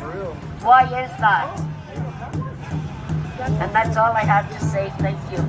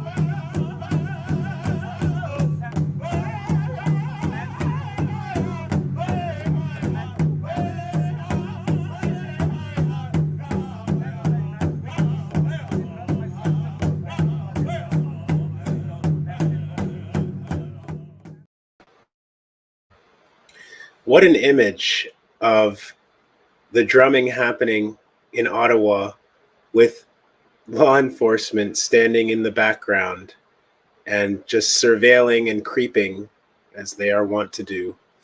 The voice that you were hearing before the drumming was from Laureen Saint Amour. Laureen's son died after being placed in the Ottawa Carleton Detention Center instead of getting access to community care for his mental health issues.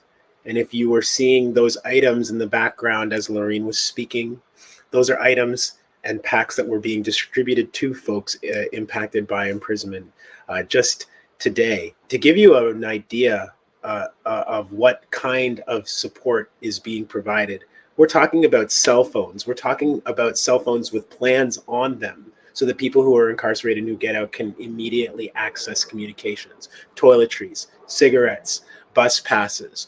We're talking about access to housing because the coalition have been saving up money to provide for families and rental for housing. We're talking about cash because the jail hotline has been collecting those donations as well. And I remember seeing the last few weeks and sharing with the organizers that they were having a really great success in fundraising just to have people have a little bit of pocket money. We're talking about people providing support in finding housing and looking for affordable units for people because that's a big issue. Looking at food insecurity and helping people to determine how they're going to be able to support themselves and buy nourishing food for them to eat. And so that means like sharing food at the camp and sending people to places where meals will be provided for them and connecting them to those resources. It's extremely practical. It's necessary. It's the kind of thing that the so-called corrections system does not provide on purpose. And it's one of the ways that people get trapped in the system when they're released with no home, no supports, and they would have lost many of these things in many cases before actually being incarcerated. They may have had stable housing. They may have had employment.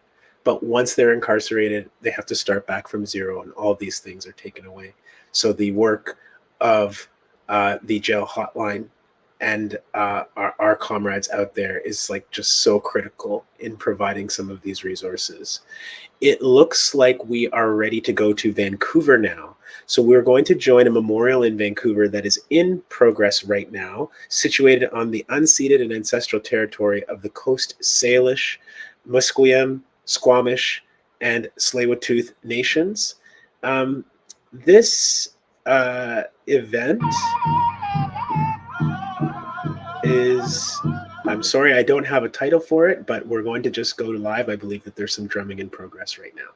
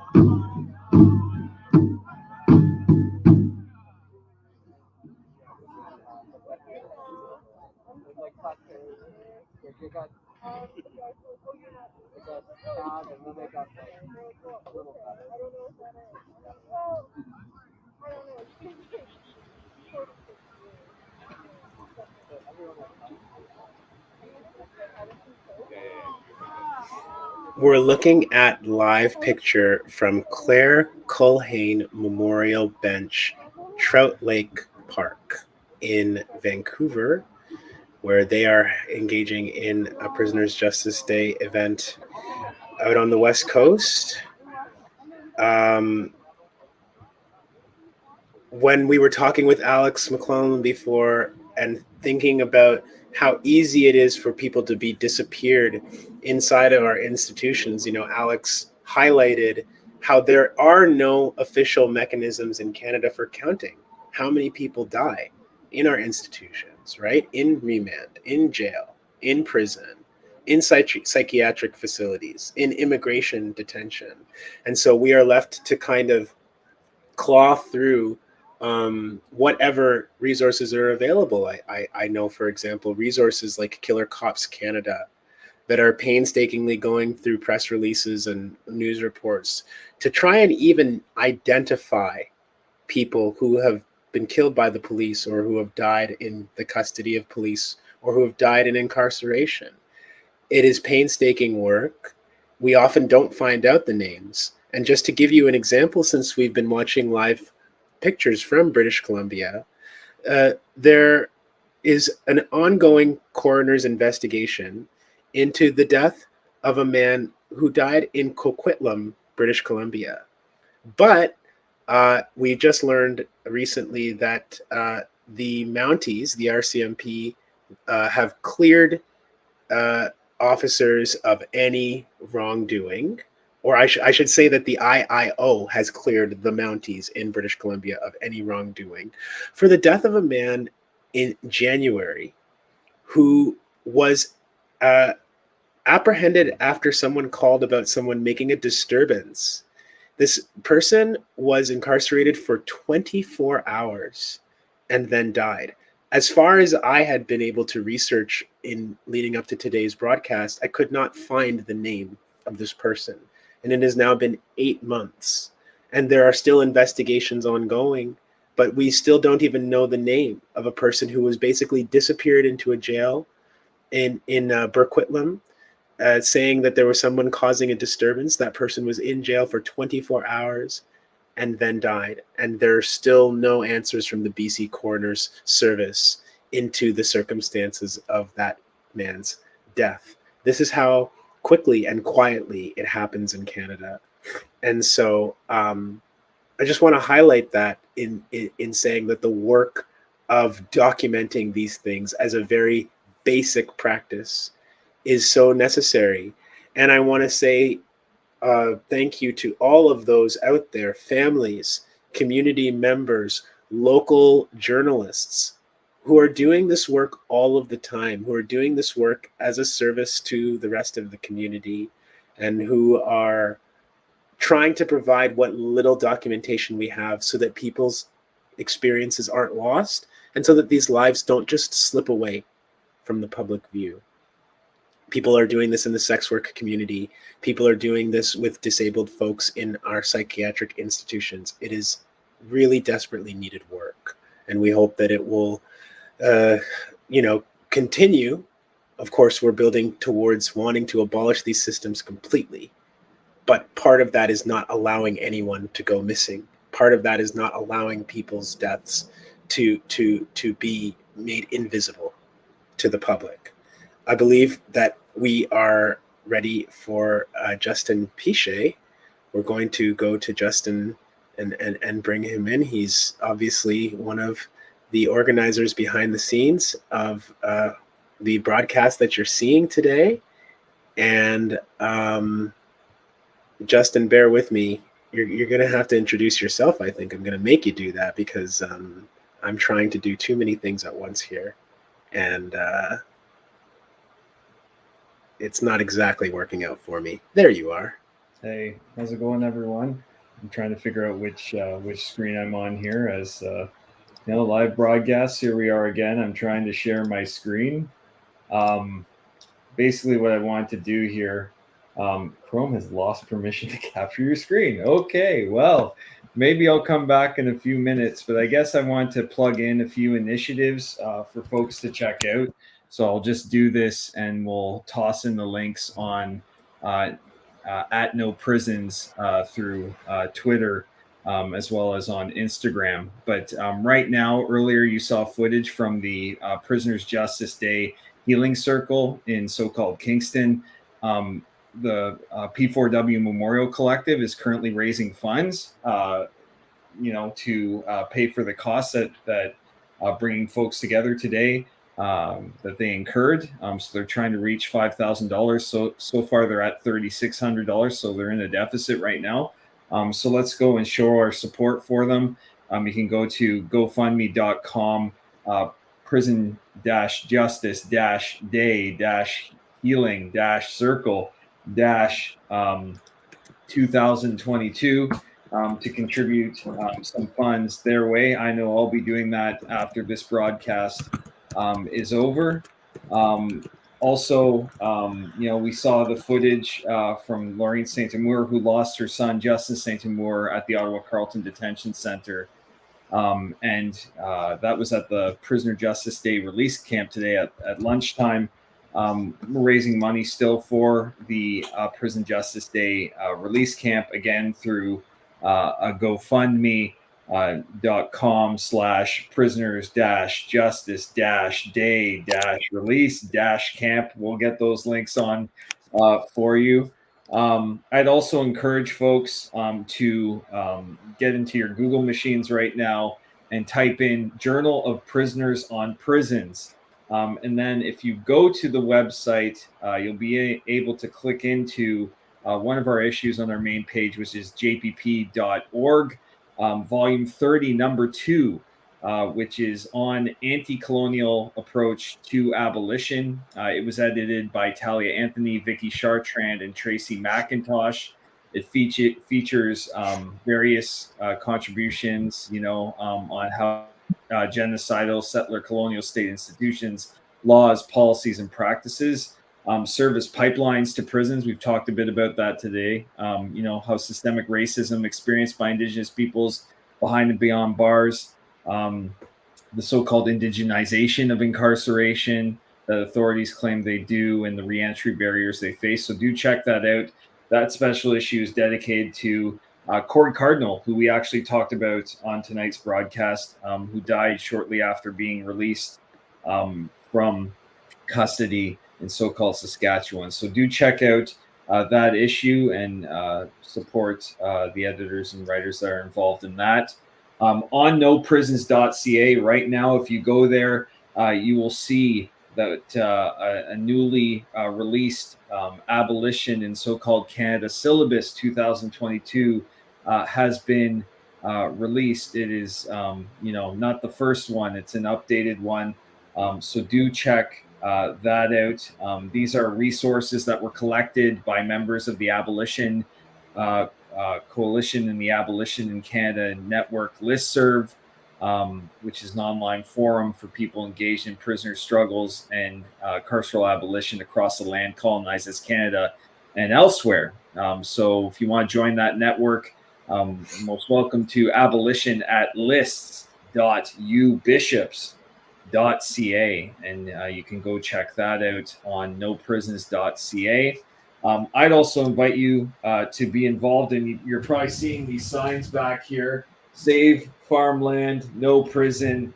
That's from the Coalition Against the Proposed Prison that is trying to stop a new prison from being built on the former lands of the Kemptville Agricultural College. So do check out CAP Kemptville's website. If you click CAP Kemptville, you'll get it, but you'll also find the website through Coalition Against Proposed Prison.ca. CAP's also fighting against the construction of new prisons elsewhere in so-called Ontario. So check out that campaign. Support the struggle. There'll be some news in the coming days. I'm just giving you a heads up. Kentville Prison. Google that sometime next week. There'll be some interesting things going on. I'd also like to plug in, lastly, a initiative that talks about the need to build a movement to stop prison construction across so-called Ontario, as well as Canada and elsewhere across the world. We need to choke off the supply of these cages as well as the demand. So we need to build and work together to build communities, not cages. So go check out, you can type this in your Google machine, Escaping Tomorrow's Cages, Prison Expansion in Ontario. There's a lot of good resources there. Tomorrow's Cages just gave a presentation in Kingston yesterday. So do check out the good work that they are doing and some of the ideas they have around stopping the construction of new cages that, as we will see later when we're talking about deaths in custody and how many people have died in the last year, kill people. That's what they do. So that's a little bit about what's going on. There's also tons of other initiatives that we'll showcase on our social media feeds at No Prisons. So do check those out. I'd also like to mention there's currently new legislation that's been tabled to end solitary confinement in BC. So do Google that and see how you can get involved. There's so many different ways that you can get involved, so many different things that are happening on the ground. So let's get our hands dirty and get to work. Most definitely. We've talked about stopping a prison in Kentville. We've talked about stopping an immigration detention facility in Laval, Quebec. This is part of, I think, the work that is, again, what we were talking about before, where with Kevin, these are things that are happening in your local community that are like very specific. These are lands that people have a connection to. These are lands that can be used for something else than continuing this harm and torture and cycle of death. And we want people, if you have the ability, to get involved in these kinds of local initiatives, because it's piece by piece that we build this larger movement. Justin Piché, if you don't know, is a PhD, an associate professor of criminology at the University of Ottawa. And he's also a member of CPEP, the Criminalization and Punishment Education Project.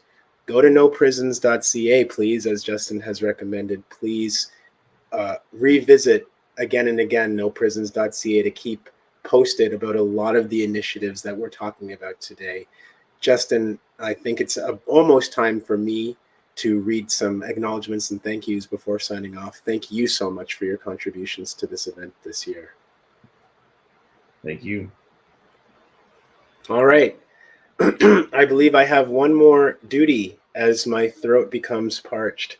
And that is, I've got to make a number of acknowledgements. Every time that I get asked to do this broadcast, I'm always completely amazed by the fact that we are able to do something like this, to bring it together from places all across this country, to hear voices. We've heard voices this evening from incarcerated people live on the air. We've seen recordings of people who were formerly incarcerated talking about their circumstances and campaigns that we're working on. We've heard poems.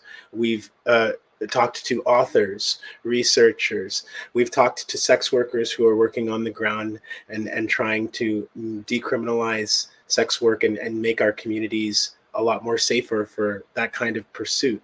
Like, it's amazing how this actually comes together every year with just the resources at hand, with people's hard work. And so the last thing I get to do this evening is to say thank you to a number of people who have made the broadcast that you are witnessing right now a possibility. I'm going to try very hard not to forget anybody. And my team is going to, I'm sure, help me if I do forget anything. I'm already seeing notes. But here we go. I'm going to do my best. Let's start off with our broadcast team at The Breach, our partners this year who are bringing this to you live. Thank you to Michael Smith, Fan Jiang, Kate McQuaid, Emma Walters. Thank you so much to The Breach.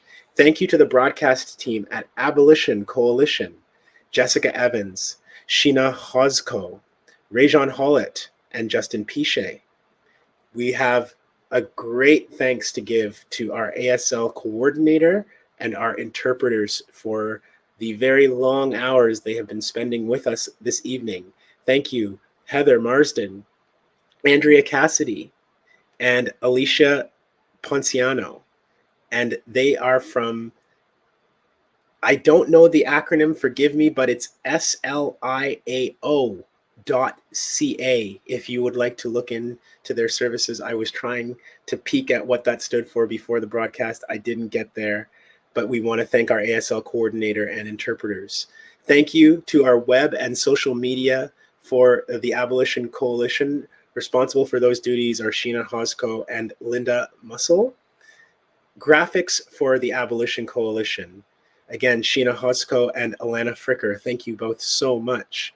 We have to thank all of the local event organizers and camera persons who coordinated with the Abolition Coalition. Every different city that we went to this evening had camera people, had coordinators on the ground to help us make sure that we were connecting on time, that we were hearing from the people that we needed to hear from, that you were getting those images and that audio. So we want to say thank you to, in Halifax, the Canadian Association of People Who Use Drugs, Matthew Bond, Grisha Cowell.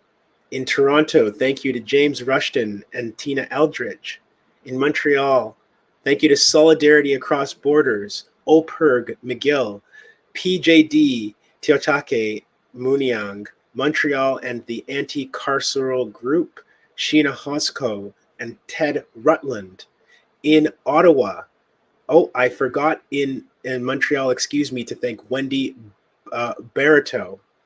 In Ottawa, thank you to the Release Camp. That's the Justice, Accountability, and Information Line. Justice for Anthony Ost, Criminalization and Punishment Education Project, or CPEP. Thank you to Aisha Ben Silman, Nora Ost, Serene Kabir, Laureen Saint Amour, Alex and Alex. For the Vigil in Ottawa, thank you Millhaven Lifers Liaison Group, Mothers Offering Mutual Support and Criminalization and Punishment Education Project. Thank you to Farhat Rahman, Danielle Khoury, Jeffrey Bradley, and Tara Herford. In Winnipeg, thank you very much to Winnipeg Police Cause Harm, Bar None, Sex Workers of Winnipeg Action Coalition, and Elizabeth Fry Society. Thank you also to Leon Laidlaw, Carter Chev, and that was for Winnipeg.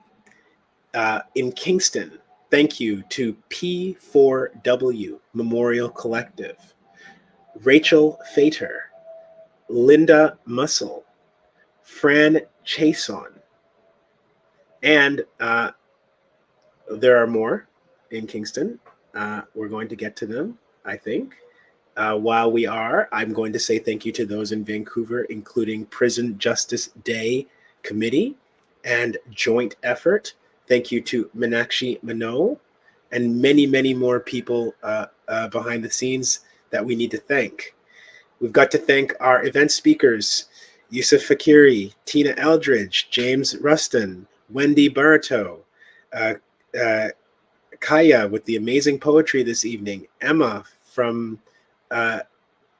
SWWAC, Fran Chason from P4W Memorial Collective, and many, many more. Our interviewees and our guests. I hope I'm not going too quickly here. I know there's a lot to get through, and I don't want to rush it.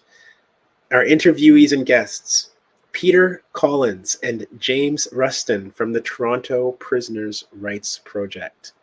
An anonymous person recently released who did an interview with Vicky Chartrand for Center for Justice Exchange. Thank you to Rachel Fater, P for W Memorial Collective, and Criminalization and Punishment Education Project. Aisha Ben Silman, Robin Maynard, Kevin Walby for Center for Access to Information and Justice. Thank you to Emma and Austin from Sex Workers of Winnipeg Action Coalition, and Tina Eldridge of Rittenhouse. Thank you to Megan Linton, Invisible Institutions, the podcast. Thank you, Alex McClelland, Tracking Injustice, Law Enforcement Data and Transparency Project. I am one of your two co-hosts, Desmond Cole. We have to say thank you to our other co-host, Elle Jones, who joined us from the United Kingdom, where it is now very, very late, and we hope that she is getting some sleep and some rest for the dental issues that she's been having. We are just about done with this evening's broadcast, but before we go, we are going to broadcast an interview for you. And as we promised at the beginning, we're going to have a list of deaths in custody over the last year, and we'll be finishing with that. The audio interview,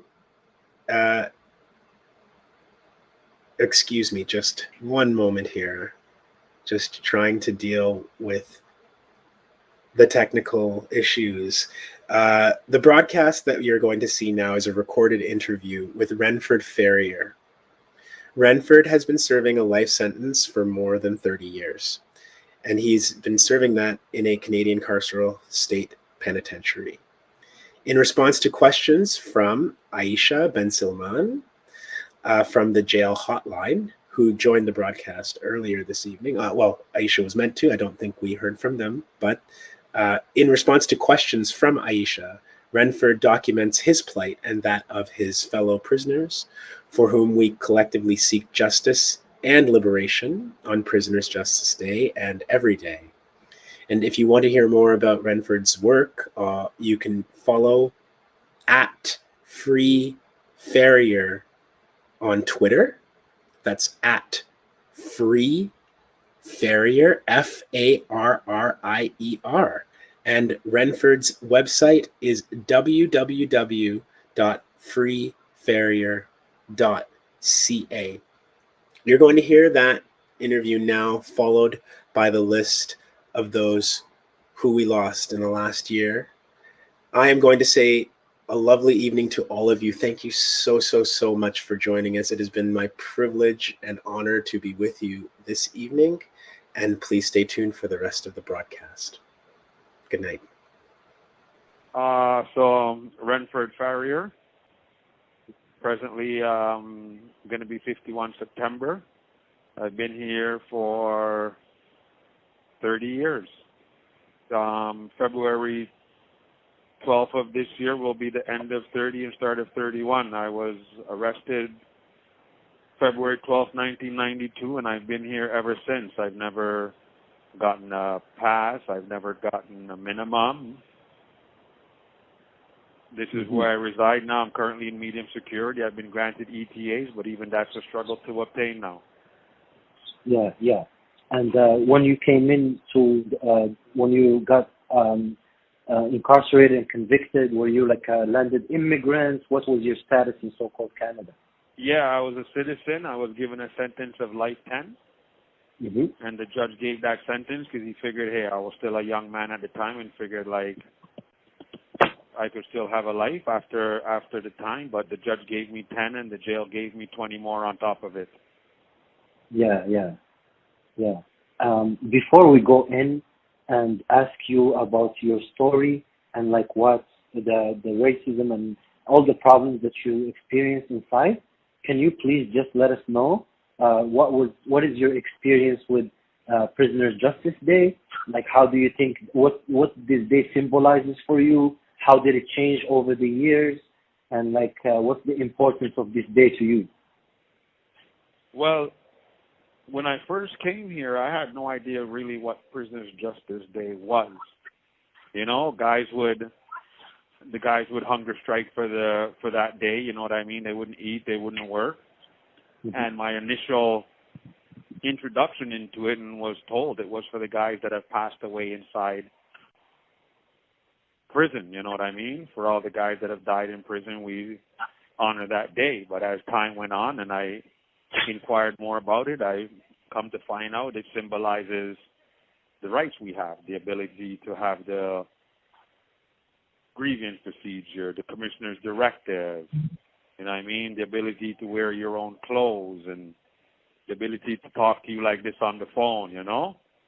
This is what Prisoner Justice Day symbolizes, all the things that we now have that the people before us to sacrifice and had to go through to make all of these things possible. And as time has went on, I'm sorry to say, but in some places, Prisoner Justice Day is watered down, you know? The guys don't hold the same value to it that they once did when I first came in, you know what I mean? Now, not a lot of guys fast that day, and most guys don't understand the significance of that day, and some don't even respect the day, right? So it's sad to see, but it's been watered down, you know, and even the institution itself, when I first came, the institution and Corrections Canada guards and stuff, they kind of respected that day.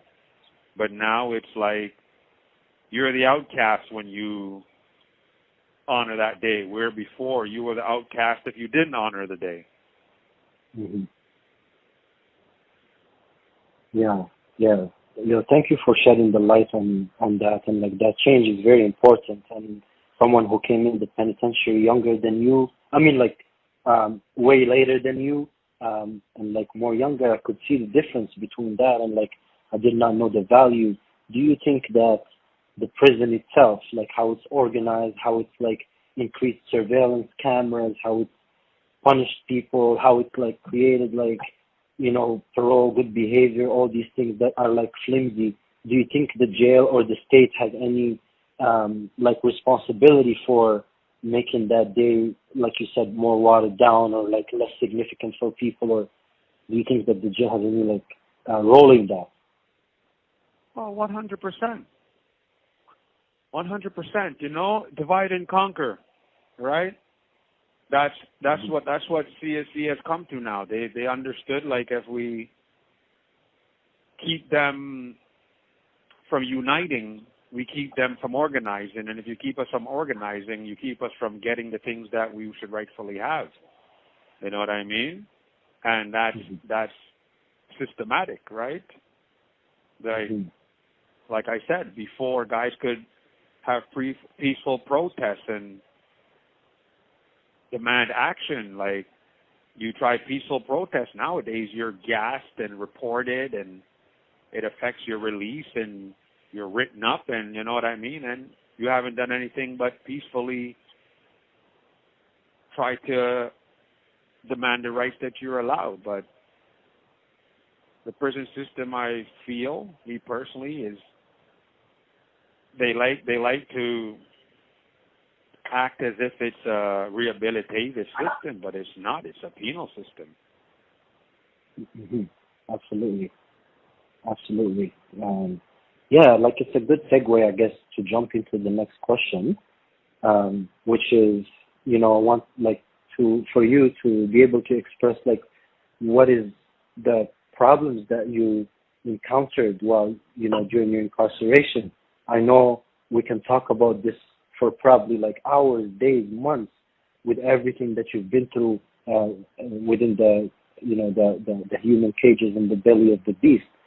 But if you can speak to us, you know, take the time you need, but as you know, as much as you can, to what is the problems that you encountered? What is the barriers that were, you know, drawn in your face, like versus like other prisoners, and like maybe from different races? Because at the time with you, I know that, you know, you're Jamaican, and you know, like you're a black man, and I know that there's different, you know, of treatment. I saw it with my own eyes. for like white prisoners and black folk and indigenous folk and disabled folk and people living with mental illness and all of these things, like they create like more hardships for folks inside. Can you please like let us know like what is the issues that go on with you? The first issue that arises in Corrections Canada right off the hop is accountability, you know. There's no accountability here. While the inmates are held to a high standard of accountability, anything you do, anything you say, you have to be responsible and you have to be accountable for it. It's not both sides. You know what I mean? Like administration, staff, whoever, whatever, like there isn't an accountability, because when you can't be fired from a job, then you don't have to perform your duties, right? And in essence, nobody from CSC is fired as a government worker. They get moved around and placed in different places. You're never fired because you're a federal worker and part of a union. And why would you have to be responsible if you aren't going to be held accountable if you're not, right? And like, racism is a big part of Corrections Canada, and it's prevalent. You know what I mean? And just try to be as brief as possible. Like, even some of the black staff treat the black offenders away because they don't want to be seen as playing favoritism to people of the same color, same race, same ethnicity. You know what I mean? Whereas the white guards have no problem with showing favoritism to their counterparts, you know what I mean, the white offenders. And one of the major issues that are going on in Corrections Canada now is the mental health thing, you know what I mean? Like, there's a lot of mental health issues that Corrections Canada doesn't take seriously. Their way of diagnosing offenders is used as an obstacle. For instance, as a form of punishment. Court will read that, for sure. So, like, you'll be diagnosed on your correctional plan or assessment for decision reports, like, that go to the parole board and are used for transfers and security declassification and things of this nature. And it'll state that you might be narcissistic, you might be antisocial, you know what I mean? You might have personality disorders. But these things aren't diagnosed and treated. They are diagnosed and used as punishment.